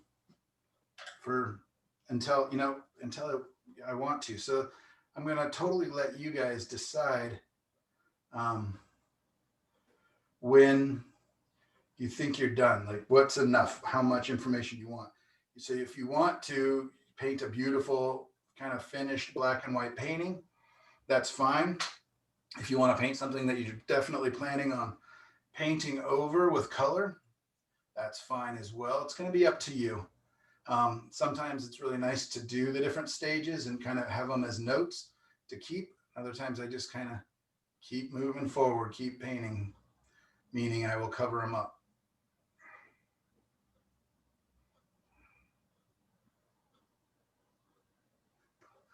All right, cool. Any questions on that, guys? Everybody understand why that's kind of become interesting and fun for me as an opportunity, a way to work? All right, next one is a horizontal. All right, you guys, chance for another short break because I need to clean up all these acrylic paints that are all over the place because I'm going to change to oils. So all my brushes are now sitting in their tub of water. Move that out of the way, and then I need to clean up these acrylics because otherwise I'll get them on everything.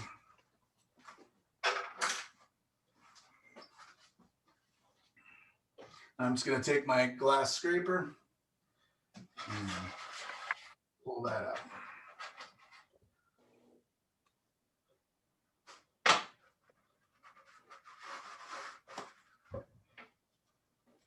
If anybody is curious about seeing some more of my black and white value paintings, I really don't have a focus over there.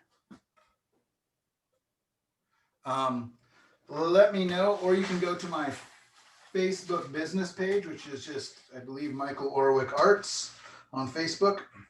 And there's a number of videos of me doing acrylic black and white paintings on there. I may be able to just go and share those to our group page as well.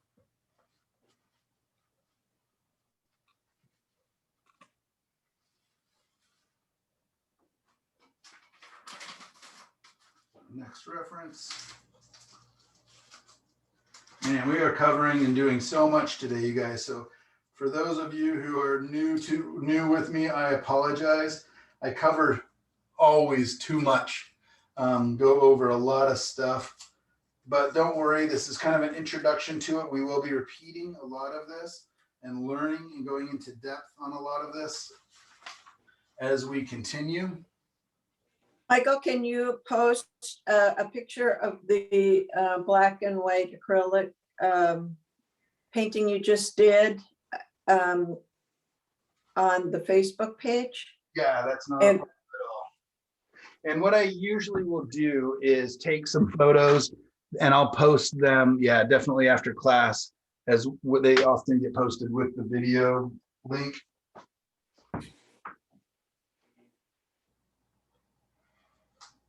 Let's do it.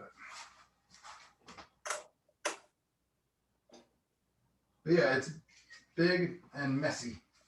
So you can decide how clean and how perfect you want that for yourself.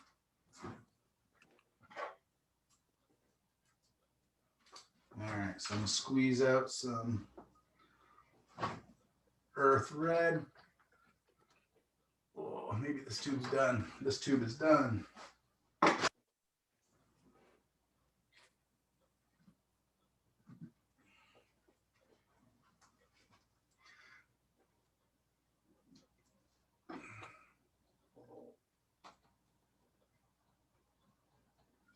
All right, so big dab of transparent earth red. I use Gamblin's colors. At least I'm using them today.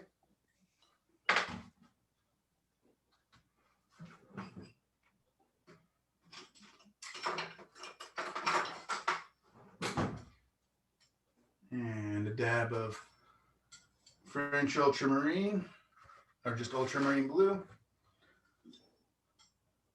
And white.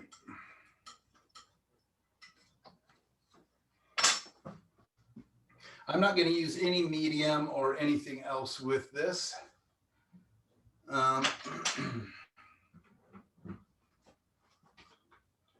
I am going to do is take just a touch of the paint thinner, just a little bit, and I mix that with the earth red, just a little bit. It's not much, just to kind of speed it up a little bit. I'm going to add just a touch of my French ultramarine. I don't know why, just ultramarine. I got to stop saying French ultramarine.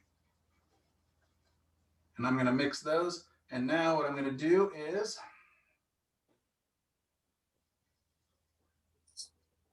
see this nice, big, beautiful shape.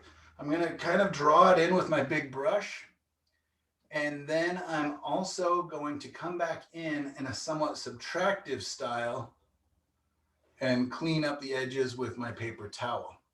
Okay, so then you're going to see two ways that I start a painting, and then I will do the third way that I start a painting next week, which is the more traditional way. You've probably done it, where you kind of draw out the big shapes and fill them in.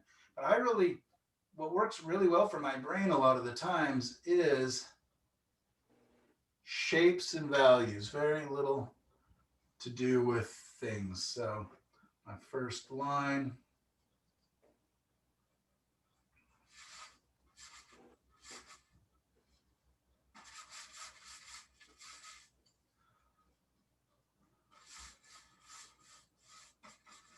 All right, so I kind of got my horizon line.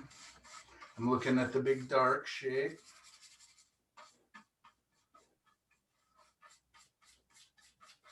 I'm squinting my eyes when I look at my reference.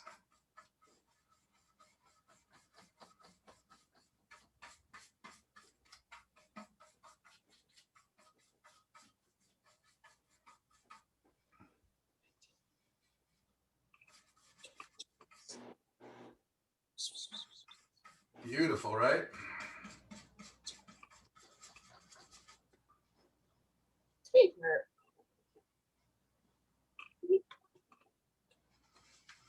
And again, the reason I use the earth red or any kind of nice brown would do, a burnt umber works wonderfully for this.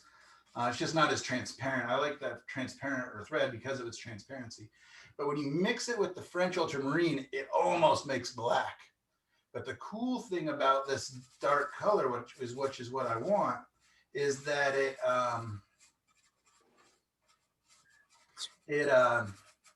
can be very warm, like you see here, or very cool, just depending on which color I let the paint lean towards.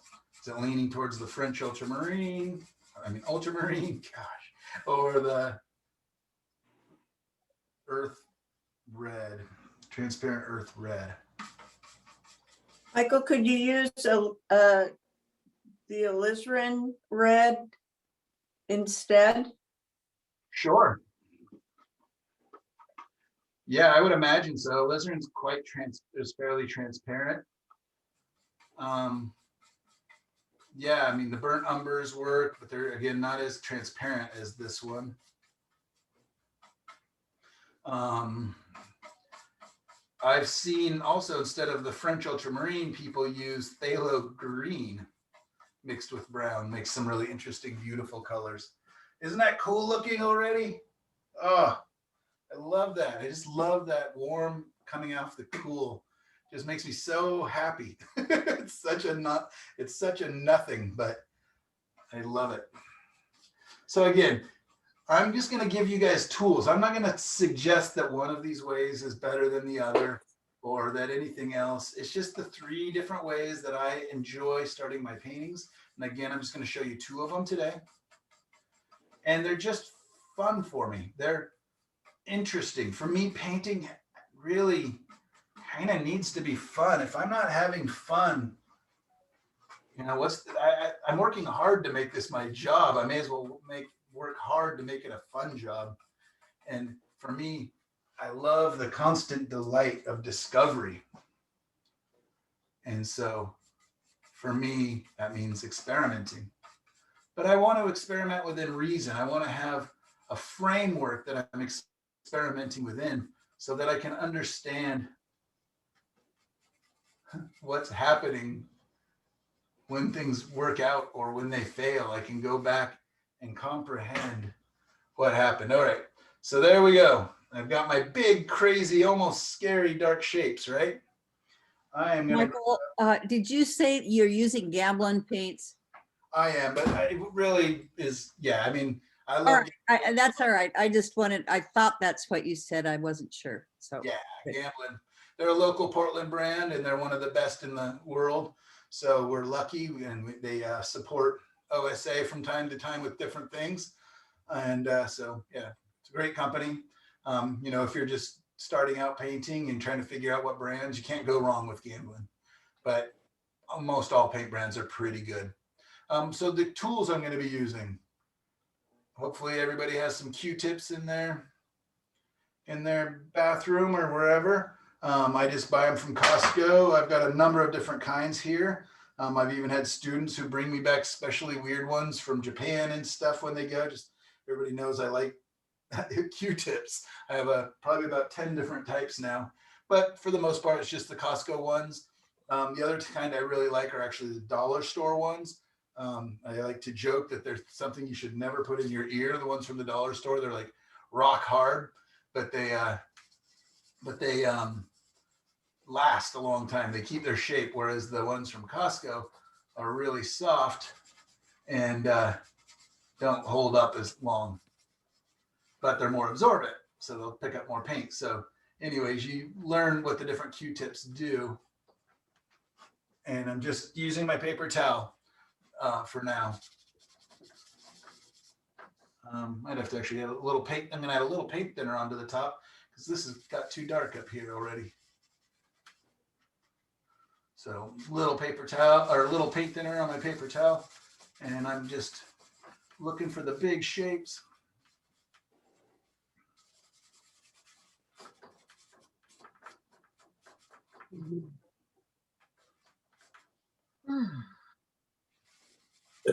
Just kind of softening those edges, trying to retain some of that information.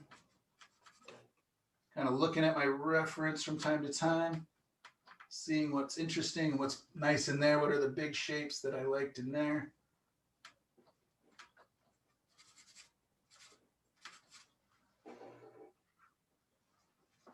You can see how I'm off to kind of a head start when I paint with, instead of just using black and white, I use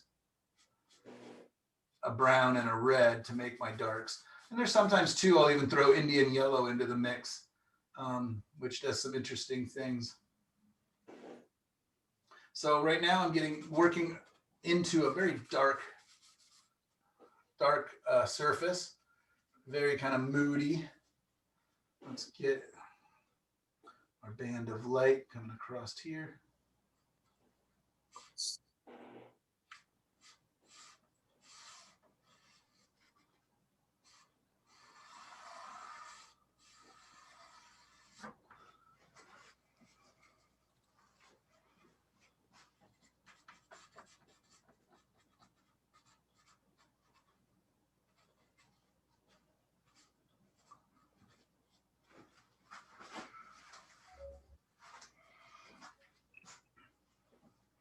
So we're gonna have a couple little spots where some light's kind of coming up and onto some objects up here, some bushes and whatnot. But it starts off quite messy. So there we go. I've got a big kind of messy shape. I think I'm gonna go ahead and take a big brush and just brush it out lightly. And then I'm gonna come back in and do negative shapes. So far, right now, again, it's messy, I understand. I apologize to my new friends out there who are like, what have I signed up for? What is this guy doing? What kind of breaks is he taking? But just stick with me for a minute and I'm going to show you using negative shapes. So right now I'm just taking a big brush, a little house painting brush, and I'm just going to very lightly brush this out.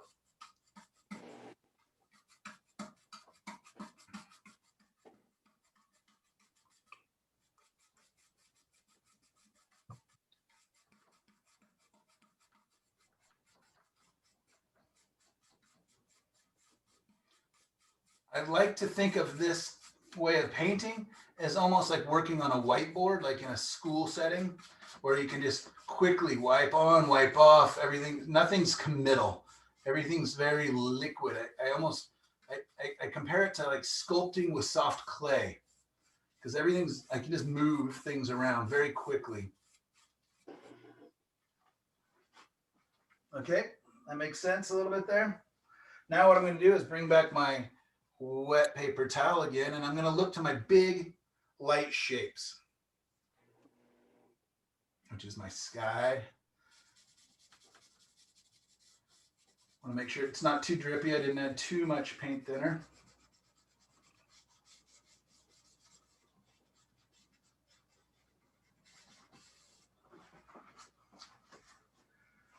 Okay, it's pretty runny up there. A lot of paint thinner, so I just flipped my paper towel over, so now I'm on the dry side. So I'm just soaking up that paint thinner so it doesn't get out of control.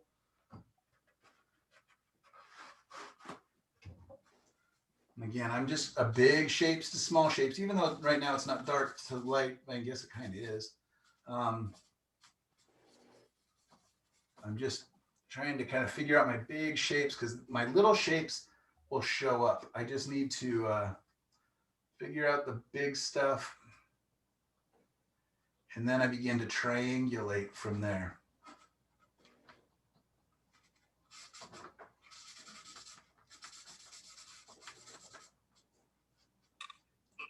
And I know I've taught a lot of engineers and people who really have a hard time just kind of letting loose and letting the painting kind of evolve and show up like this.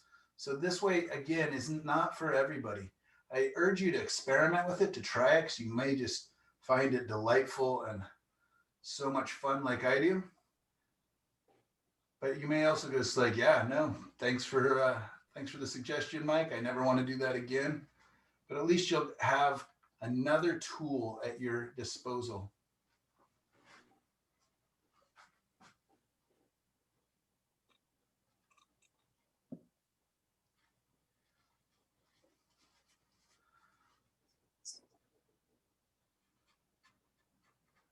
right, so now I am into this for almost 15 minutes.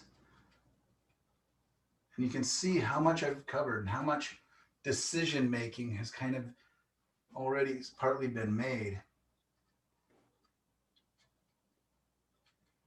And you can see that after I let this tack up a little bit or dry, how fun this would be to just come back in and add colors across the top of it and bring in and, you know, retain some of this glow if I want, or I can paint over every square inch of this if I want. It's really up to me. It's up to you.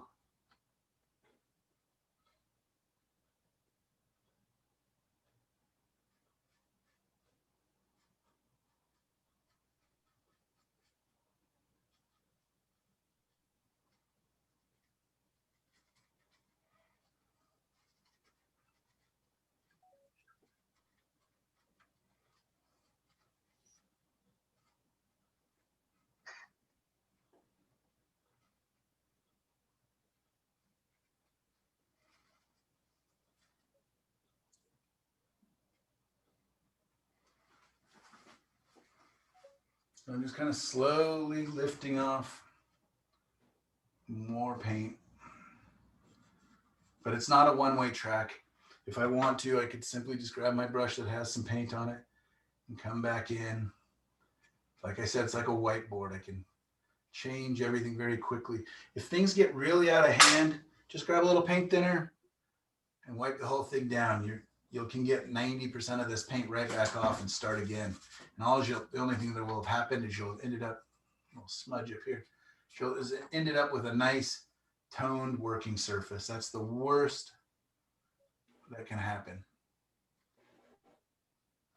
Do be aware that if you're using canvas versus a board, your absorbency will be different. So for some of you, it's going to be harder to remove paint if you're just using straight canvas.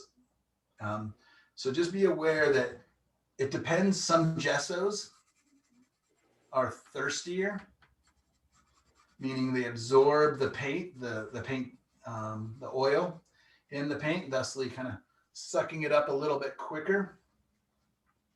And some don't. I actually, experiment with my gessos to see, which ones can allow me to do this. I use, which one do I use? The Liquitex gesso seems to be a good kind of in between where it soaks up some, but not so much. It gives me some working time. The gesso that I'm working on right now is the one that the panel had on it already. I didn't gesso this one myself. This was gessoed by the manufacturer of this panel. This panel is made by Da Vinci. It's Da Vinci Pro panels. Normally I use a company called American Easel from Salem, Oregon, but they've run into some supply issues like I was talking about during COVID, and I think are still recovering a little bit from that, which has been tough because that's the same company that does a lot of my printing.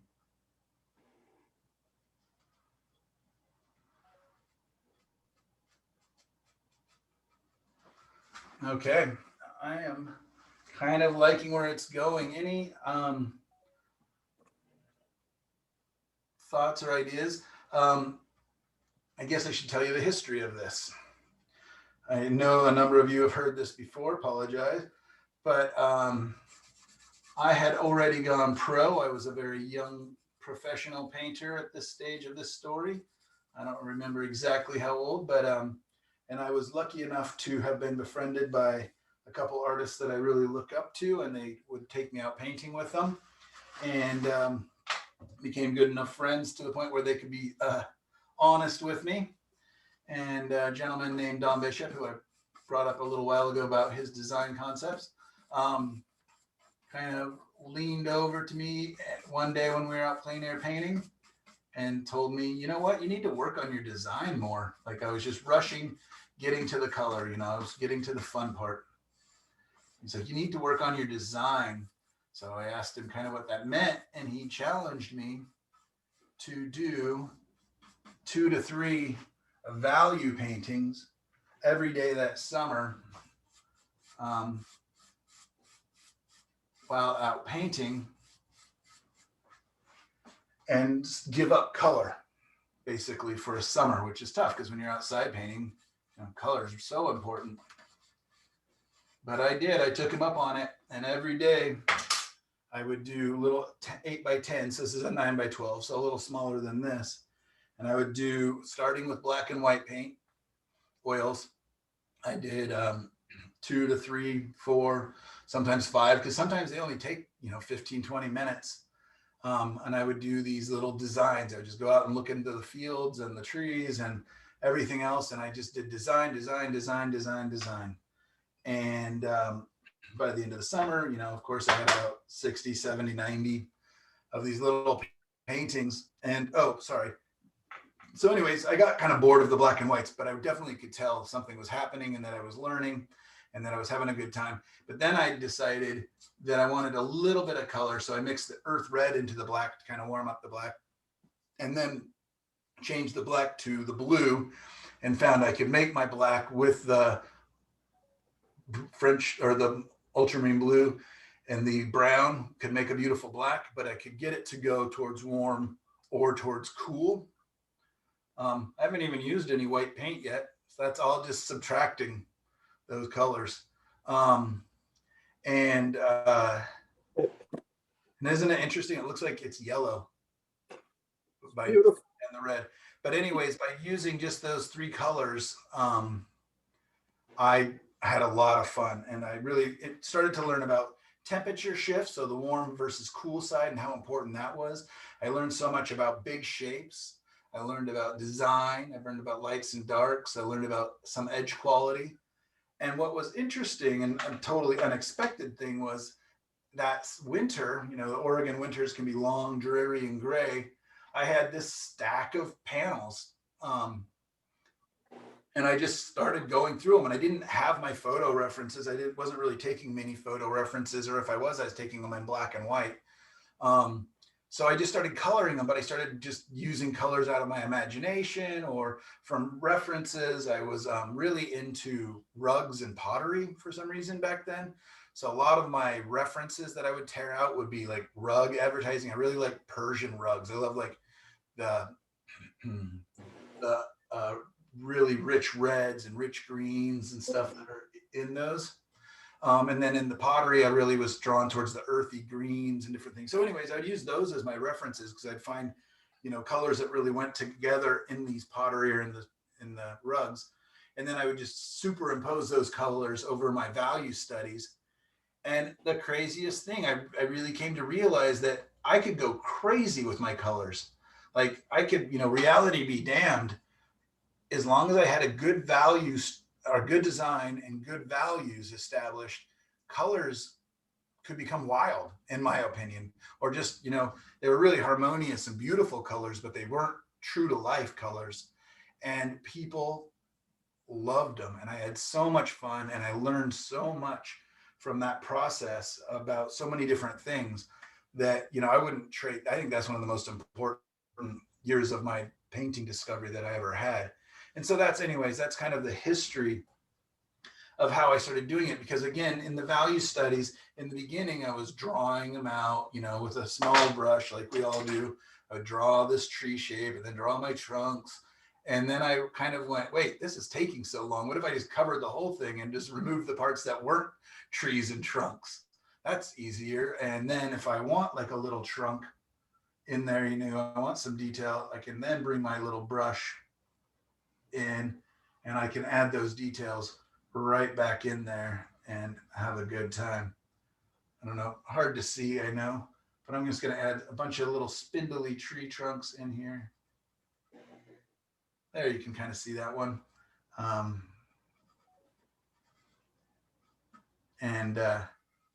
So anyways, big to small. And then I realized how much more efficient this was of a way of painting. And if you're going in and you're drawing all these little branches and, trunks and everything, you start painting around them and you start protecting them. And, they're secondary. They're just nice supporting characters. So I didn't want them to be too dear. So by building up the big shapes, my lights and my darks, I can now come in and hint at all the, hint at detail all day long. if I want to. Let's go back and add some more light, shall we? I got my Q-tip here.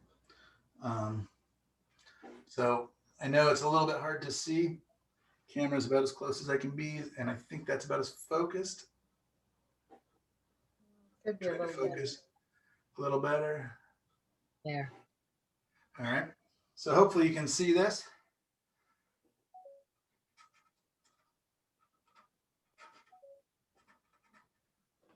Yeah. So I'm just carving out little shapes with these Q-tips. And I also wonder, just watch Stand By Me, so I almost want to say wonder, wonder. Ooh. No, no, no. Who at the book of love? Wonder if this way works for me because of being dyslexic. And it's, you know, it is kind of a different way of thinking, but it also helps me to think very abstractly. So I can add my Q-tip to a little bit of paint thinner on there. If I want some light, like let's pretend, where shall I make the sun, just for an example? Let's make the sun peeking through between here, shall we? And we'll reflect it down. So I can, a little bit of paint thinner on my, I'm trying to think, do I want it there? Do I want it here? Let's just put it here for now. We'll see if that works.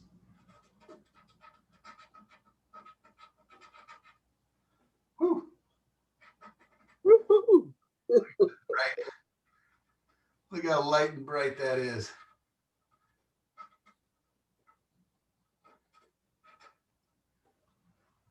Isn't that cool? Wow. Yeah, so fun. So fun. Love it.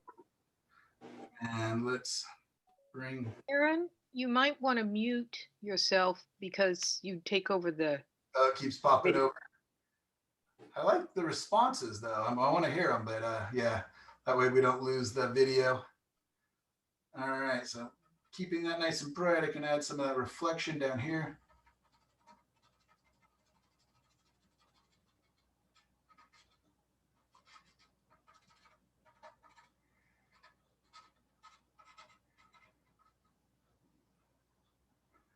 Yum, yum. Good. Thank you. All right, let's, yeah, I mean, now it's almost like a completed painting and now I'm into it for 20 minutes, 25 minutes. I mean, it could be, right now it's suffering from, you know, no texture. I've brushed everything out, but you know, that could be okay. That's just a stylistic thing for some people. And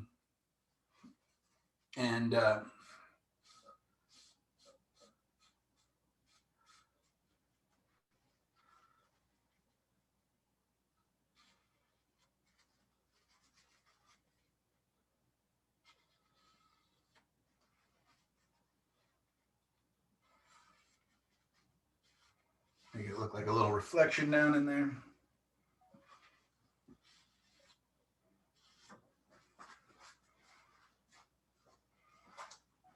And again, I haven't added any light paint, so I can definitely come in as soon as I want. I mean, I truthfully could do it now because the paint's quite thin and we want to paint from thin to thick. So I'm in a good place. If I want to keep working it, I can, or I can let that tack up a little bit. That earth red color dries really quite fast and it will actually make the other colors dry fast. If I come in with white, I have to be aware that the white is the slowest drying color and would definitely slow this down if I wanted to let it dry and paint on top.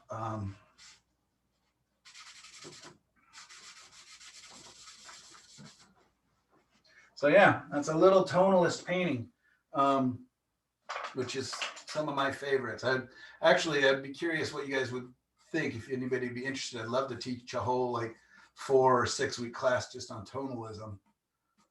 I would Yes, love please. it. Yes. I'd love it. Cool. We will do that maybe next, maybe in September. Ooh, we could lead into Halloween with a tonalist series. That'd be pretty cool.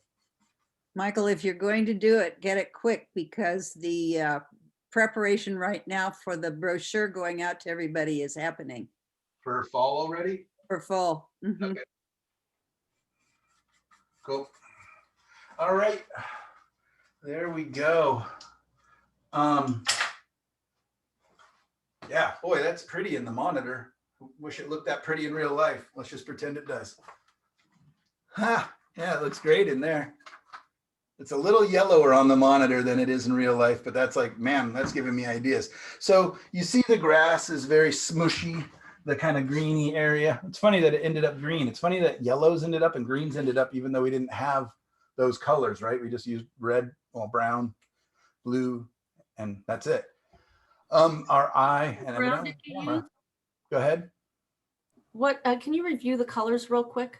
Sure. It was, for me, that was simply earth red, transparent earth red from Gamblin, and blue, French, or just ultramarine blue. And that's it. A very fun one to experiment with is the earth red and phthalo green. Maybe it's phthalo blue. It's a long time since I've used it. Could experiment with either of those. Anyways, So Michael, are you gonna post this picture? Not, well, both, but the reference picture that you've created? sure, I will do that. I've posted the original photo, but I can, since we all work together, I can post these edits as well. And you can see, but you can see that departure, right? I mean, even in that scene right there, you can see the original photo and you can see kind of how it ended up. And mine looked just more like big oaks versus these scrubby trees that the original looks like. And it doesn't bother me. I like that. So a lot of times for me, my my references are a jumping off point, an idea, a place to come from. And I really like that. Again, I like having an idea. I like having a plan. But I also love being pleasantly surprised. And I love having that conversation, as it were, with the surface and with the paints, and just kind of like, oh, what are we going to do? Oh yeah, that's a good idea. You know, that happy accidents, as Bob Ross would say, right? And you just kind of can go down that a little ways and see if it's taking you somewhere nice. And if not, wipe it back down, take your paper towel to it, take your scraper to it if you need to. What I want to do now, because go ahead, please. I'm sorry, how long would you let this dry before you paint it again? I mean, I could start now because it's so thin and it's going to start tacking up really fast. So as long as I'm using a light touch, I could start painting. If I wanted to scrub in and, you know, do a lot of it, probably 2 or 3 days because it's so thin. If it was normal oil paints, it could easily be a week, but they're really quite thin. And so this that little dark clump in the middle of the reflection's a little bothersome. I think I thought that was something, but it doesn't seem to be anything. So get back to that. Anyways, what I would like to do, I'm going to change off my view, the gallery view, so I can see everybody. So you guys still have it pinned on me and it's staying on me for the most part? Okay. Yes. Great. What I would like to do is do a quick show of my setup. So for those of you who have seen this a time or 2 or 10, you know, and want to step away, that's going to kind of be it for class, for the demo and everything else. I'm just going to quickly give me 1 more minute before you run off, and let's just go over kind of my expectations for you for this week. Wake up, Karen. Karen Wild, and quickly go over expectations. So it is find a reference, and then in that reference, find the main concept. Writing down 1 or 2 sentences, okay? And then, and again, I handed out the critique form. Yes, thank you. It printed up right there. All right, Susan's got it. And you'll see on there, if you want to print up a couple of them, you can always just write on that. And you only need to print the first page, a couple. all the rest of it's just information of kind of what do I mean or what am I looking for in those on those lines.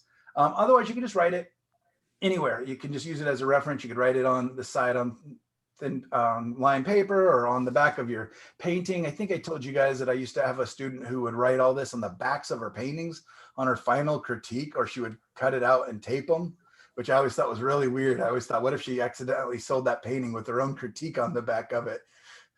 Be like, here, why you shouldn't have bought this. But it was kind of a cool idea.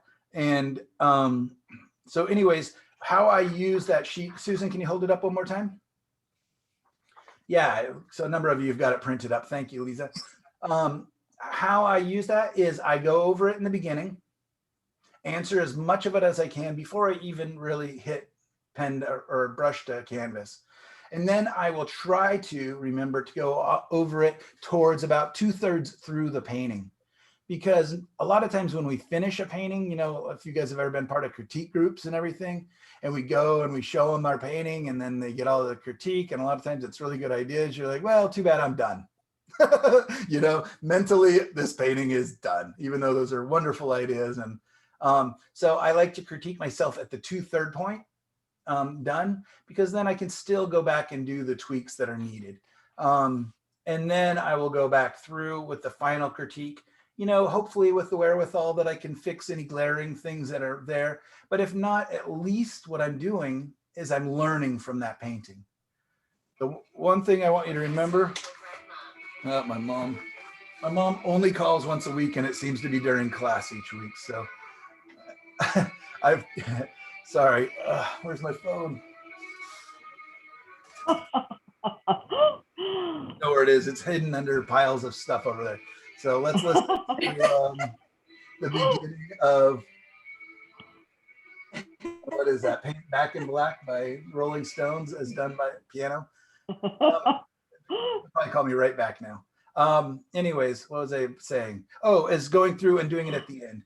So then that's your real critique, right? That's where you go through and maybe you take on the voice of your famous instructor or your famous, you know, other artist, where I will take on like, okay, what would Sargent say about this? What would, you know, my teachers from college say about this? What would my good friends who are great painters say about this? What would, you know, my students who are so knowledgeable say if I showed them this? So I kind of try to step outside the painting a little bit and look at it honestly. And what I try to remember, because you don't want to bash on your painting too badly, otherwise you'll hate everything you ever make. But you want to remember that the most you'll ever learn is from your paintings. And the most you'll learn from your paintings is the things that don't work, truthfully. And just keep painting. Don't keep staying on one painting till it's perfect, because there's no perfect paintings. Just keep moving on. So what I try to remind myself is that every painting is not about that painting. Every painting is about the next painting. Okay? That's really helped me get over a lot of heartache, because there's nothing worse than spending days and days on a painting to only realize you don't actually love it at the end. So then I just, you know, I'll deal with it, because it hurts. It hurts every time. It's always going to hurt. But I get over it by saying, you know what can I learn from this? What is this painting teaching me? Thank you. Let's get to the next painting, because this is the one. This is the best painting ever, the next one. And so just remember, we're moving forward, spiraling up, failing upwards, whatever terminology you want to use. I've got a painter buddy who has a spiral with an arrow at the end of it on his arm. And that's his motto, is failing up, failing forward. And I like that. So yeah, that's it. Every painting is towards and that's why I have controlled experiments, is so when things work, I can dissect and say, how did I do that? That was amazing, you know, happy accidents or whatever. And when they don't work, it's, you know, I don't have 27 colors on my palette. I don't have a different surface every time. I'm not using 100 different paint brushes or 1,000 different mediums. You know, I'm experimenting with limited things that I can add and subtract to, but not all at the same time. And that way I can understand why things are working or why things aren't working. Okay. you guys have all had that experience where you put out your 27 favorite colors of paint and then you mix your 28th new most beautiful color of all time with no idea of how did you mix it, right? So with 2 primary colors of each, 2 reds, 2 yellows, 2 blues, and maybe a brown, you can recreate your colors very well. And you can grow incrementally.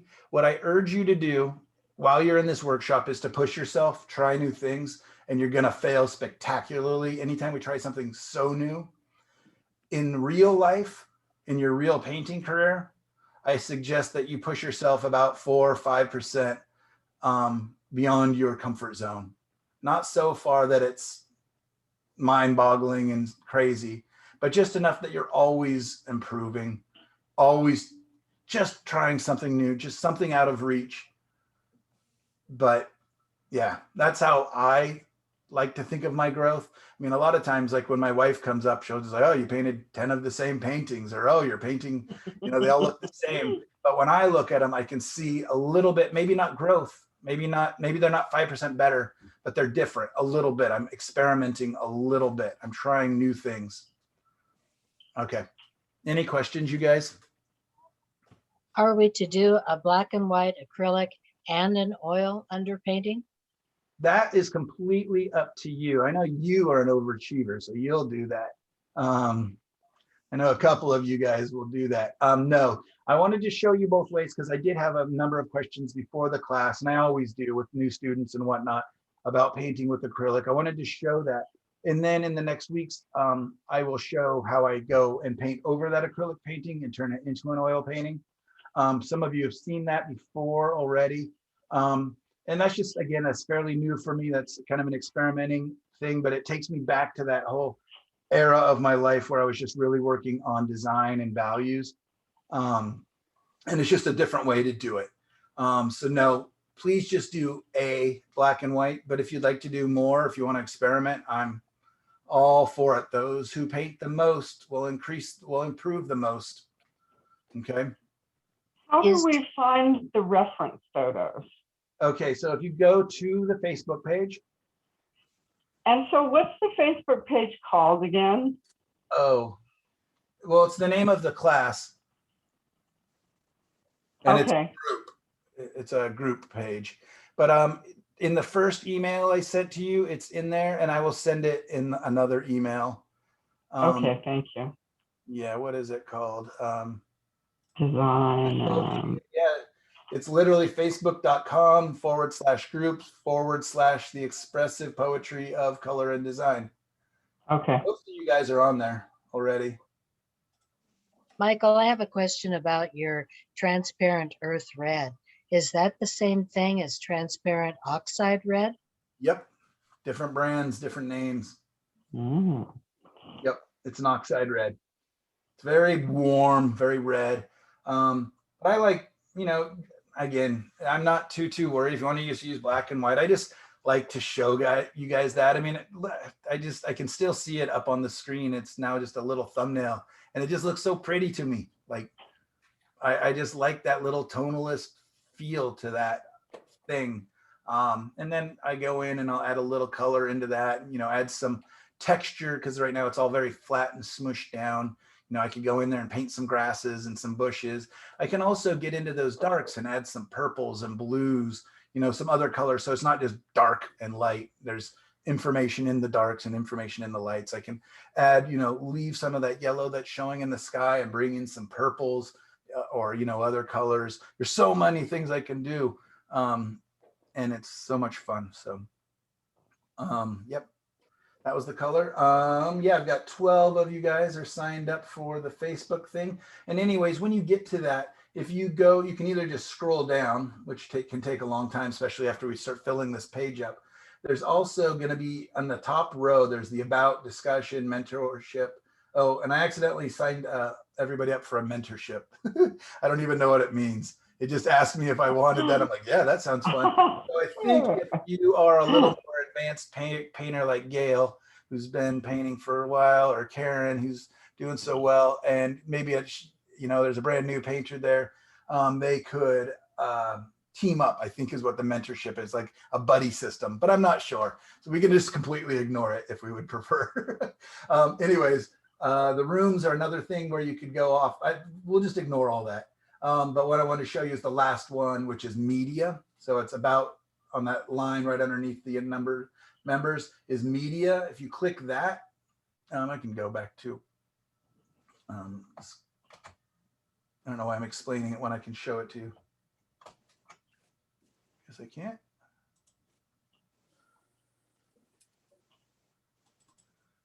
All right, does everybody see the Facebook page now? No, don't. Mm-hmm. You do? Yeah. Yeah. Oh, Yeah. for me, I'm still seeing the easel. Anyways, so at the top, about discussion, and then the very end is media, and all the photos that I've posted. And any photos that anybody posts are there. And if we want, what we can do is create an album. Let's just create one. And let's just name it References for Class. I'll fix the spelling. References for Class. I'll upload a photo. I'll upload all of these. And so now you can go and look under that folder. They'll pop up here in just a second. And any photo references that you guys have.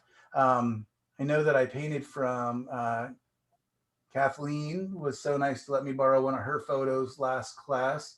And anyways, any references that you guys are willing to share. Oh, why didn't it do it? Maybe they're loading. I don't know. Anyways, we'll get back. Stop share. And anyways, any photos you would like to share, there they have popped up after I did that. Please do. Please, you know, if you have, I'm sorry, Lori, I'm not hearing you. Lori Carlson. Hi, I just want to know can we go back and look at this again? Because I didn't get everything. I got so lost. You mean the video? Yeah, the one that you recorded, I assume, this whole class. Yeah, exactly. So yeah, that's the biggest benefit to this whole Zoom thing that I just love. Besides being able to just walk up my stairs and teach. But is the fact that, yeah, if you, let's say, Lori, that you couldn't have made it, you had a doctor's appointment or company from out of town or whatever, if you don't show up, I will record the class for you and you can watch it at your leisure. And what a lot of people do, Lori, is that they will watch like you all did today. Maybe Denise was painting, but most people will watch the class while it's live, ask questions, write notes. And then what they'll do is they will rewatch it while they do the paint along. And that way you can pause it, you can rewind it, you can fast forward all the boring bits where I just get repetitive and start meandering. You can do all that, and that's just so great. I wish I had that with my instructors. That would have been amazing. Because there's so many times you're wanting to paint, you're wanting to write notes, you're wanting to look up what they're talking about and all those different things. And I just find this to be so great that we can do all those things all the time. And I will leave the videos up. In fact, I haven't taken any down from last year. I'll leave the videos up for you guys. So any of the students that have been in the last classes, your videos are still up. I always say I'm going to take them down after 3 months. Sorry, Michelle. I just need to probably at some point take them down. But yeah, I will leave them up at least for 3 months. How's that sound? Even though I'm too lazy to actually take them down. So that means like the one you did today, you're going to leave Yeah, somewhere. it will be. It takes a long time for the Zoom because they're long videos. They're 3 hour plus. Some of these classes, I taught one that was 4.5 hours. I think a couple of you were in with me, where we just kept going and going. And you know, if I don't have things afterwards, I think by the end of it, there's 2 people left. But anyways, it takes a long time for them to download from Zoom to my computer. And then I have to load them from my computer to YouTube. So it's usually not until Wednesday night. So where do I find it? I will post the link to you. Just watch the emails and watch the Facebook group page. And I will start a, let's go back to screen share here. So do I get on your Facebook by going to that that deal that you gave us in the first letter that we got? Yep. Do I have to put a password in or something? Nope. No. Okay. Thank you. Pretty friendly. I used to have questions that you had to answer. It says now that I have to let you in. Anyways, I'm posting these references. There we go. So now the references are up and under the media section. Let's go back to our page. So to get back from the media, this part's always been tricky. They don't have like a back button very easily. So then I just go up to the right-hand corner, and if you just tap on the name, it takes you back and then to the about page. So in the, and the discussion. So in the discussion, it says you have to sign in with a password. Really weird. Sorry, hopefully that worked out. So, I mean, you're in the class, so it somehow worked out. I signed in with Google. Okay, good. Yeah, Yeah. I had to sign in with Facebook. Okay, so yeah, I'm sorry. It's just making you prove that you're real people now, or at least real enough to have a Facebook account. It's not very real anymore. It's just, I think too many people were sneaking in and doing inappropriate things with the kids' classes and different. Wow. So anyways, what I will do is I will create a post, and I'm just going to say all videos will be under here. I will tab that to the top. Because I can do, where is it? Anyways, I'll post it and it'll be at the top, and I'll add all the classes all into one spot, and that will always be at the top of the discussion page for you to easily reference. I will also send you an email once I get the link from YouTube, and you'll always go to YouTube to watch it. So that's the easiest thing after it's been recorded. For those of you who are interested, my Facebook business page, where I think there's about 30 videos on there that are free, is just Michael Orwick Arts, I believe. Michael Orwick Arts. Okay, so yeah, it's facebook.com, Michael Orwick Arts. Are you guys seeing that page now, or do you still see our Facebook page? We're seeing Oh, your I page. see it. Okay. So yeah, I finally made the book that everybody bought last time available to the public. It is now up on my Orwick Arts website. So if anybody wants a book, you can go order that. And yeah, you can just see lots of paintings I post. And in this, you can also just click on videos. And yeah, I think somewhere, I don't know how this works. Plus it looks different to me because it's my page versus to normal people. But if you go to videos, yeah, there's a whole just stacks of short videos, long videos, all sorts of different stuff that'll keep you busy through the week. So anyways, free stuff there, free stuff on my YouTube page, which is, I don't know what that is. I'll send you the link. If you're on Instagram, I'm on there, just under Michael_Orwick. If you're on Pinterest, I have a thing there with, what did we say? It was like, well, let me just look it up real quick. It's like, I've been on Pinterest for a long time, so I have huge collections of references. Yeah, what do I get? 33,000 people look at it a month. Where does it say? Saved. Yeah, so I have 7,800 references on my Pinterest page. That I've just grabbed from everybody, and all the different artists I like, different art styles I like, lessons, all sorts of stuff is on there. So lots of ways to never cook dinner and take care of your house again. Just get lost on Pinterest, Instagram, Facebook, and everything else. The last thing is, if you go to my website, please sign up for my newsletter. I let people know about classes, workshops, art shows, different things there. It's pretty obvious. I have two websites. One is michaelorwick.com, which is my kind of straightforward portfolio site. And then I have orwickarts.com, which is more of my storefront. There's prints for sale there, my book. I think there's maybe one or two originals left for sale on there. In fact, one of them was one I showed you during class. Yeah, boy, okay, that was a lot of promoting. Anything else, you guys? We got 1 or 2 more minutes. I want to know one thing. Yes. Do I need to order manganese blue? No. Do you have Yeah. cerulean blue? Yeah, I do. Use And your that's cerulean until it's done. I think manganese is just a slightly more versatile blue than cerulean, but they're really pretty close. okay. Okay, good. Yeah, manganese is a little bit brighter. All right.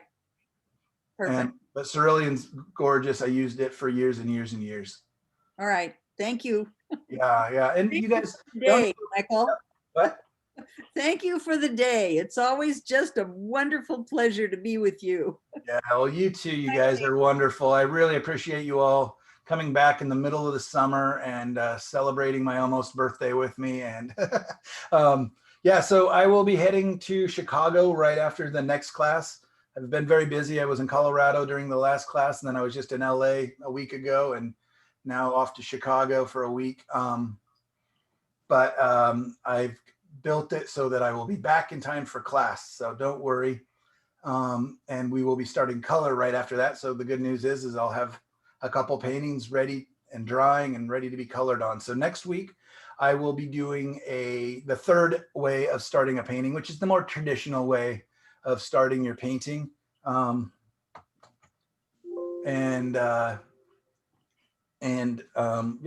we'll be working a little more on design. I'll be showing you some examples of masters paintings or other artists paintings using different forms of design. And then, yeah, then we get to the fun stuff, color. Woohoo. I need to make arrangements to pick up the painting that I got. Yes, I've got it. Where is it? Sitting right beside you somewhere. Yep, I've got it. Yeah, and all paintings done in the workshops during the classes are for sale. If you're interested, just reach out and contact me. There is a very big savings, at least 50% savings on any of the paintings done. And I do have a book for sale, but I promise I won't spend the last 20 minutes of every class trying to sell you stuff like I did today. You guys are awesome. I really appreciate it. Thank you. Bye, everybody. Bye-bye. To the Facebook page. Let's all go introduce ourselves. Happy birthday. Thank you all. Yeah, happy birthday. I think we got one more week. I don't know what the date is today. Oh, the 13th. So cool. I got a couple days. Okay, happy Okay. birthday then. Bye, everybody. Bye-bye. One quick question. A while back you had a glazing video. Yeah. Is that on your, would that be on your Facebook page with the videos, or where would I find that glazing presentation? For the one, there's one on the YouTube, the normal section of classes. Okay. And then on the Facebook, there is some examples of it. There's some sped up ones, so you can really see how crazy they get. Or I think, and then there are some slower ones, but the truth is the last two paintings I did like that, I didn't really love how they ended up. Okay. So I'm still painting on them. That's all that means. They're just not done. Thank Got you. more layers. Great, you guys. All right. We'll see you all in 7 days. And Denise, thank you Okay. so much for joining us again. It's so good to see everybody. All right. Take Have a care. good week. Michael, Oh, guess what? What's up? it's me, Lori Carlson again. I don't think I can be there next week. Will you do that for me so that I can be sure to see it? Yeah, I record it for everybody. I think there was 2 or 3 people that weren't here, and every class, unless there's something that happens, will be recorded, and you'll have for 3 months at least. I'm still trying to get on Facebook and I'm not having a good time but I will get there. Okie doke. All Is right. that where I need to go to watch them? Or No, you- they'll be on YouTube, and I'll email you the links as well. Okay, thank you. Yep.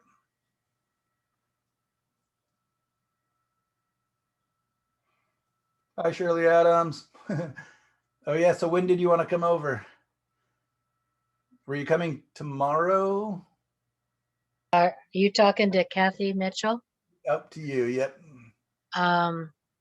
Actually, I can't come tomorrow. I could come Friday. Okie doke. Okay. I need to have your address. Great. I will text it to you. Okay. Thank Or you. Is that the best way to do it, or would you just want to write it down real quick? All right. 16115 Southwest Autumn Drive.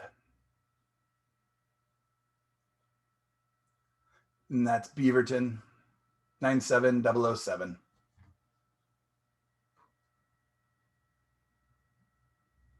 Yeah, and just give me a call as you're heading out. And I'll try Okay. to make sure I'm somewhat decent. I just end up in my studio in my pajamas so often. I just think I'm just going to jump up and do one thing in the morning, and all of a sudden I'm eating lunch in my pajamas still. Oh, well, that's okay because, you know, I'm retired and I'm tempted to do that too. So that's autumn, like the season autumn. Yeah, AUTUMN. Yep. Okay. So I'll give you, well, actually, may I have your phone number so I can just text Oh, you? of course. Yeah. 503-329-2167. Okay. I'll text you when I'm leaving to kind of give you some warning because I live in Oregon City. So it's going to be a little bit to get there. So Yeah, you're it'll probably give you, about 20 minutes. yeah, it'll give you lots of time to get out of your jammies if you Yeah, want to. perfect. Perfect. Okay. All right. Thank you for class. Yeah, it was super fun. I'll see you in 2 days. Okay. Sounds super. Great. Thank you. Bye-bye.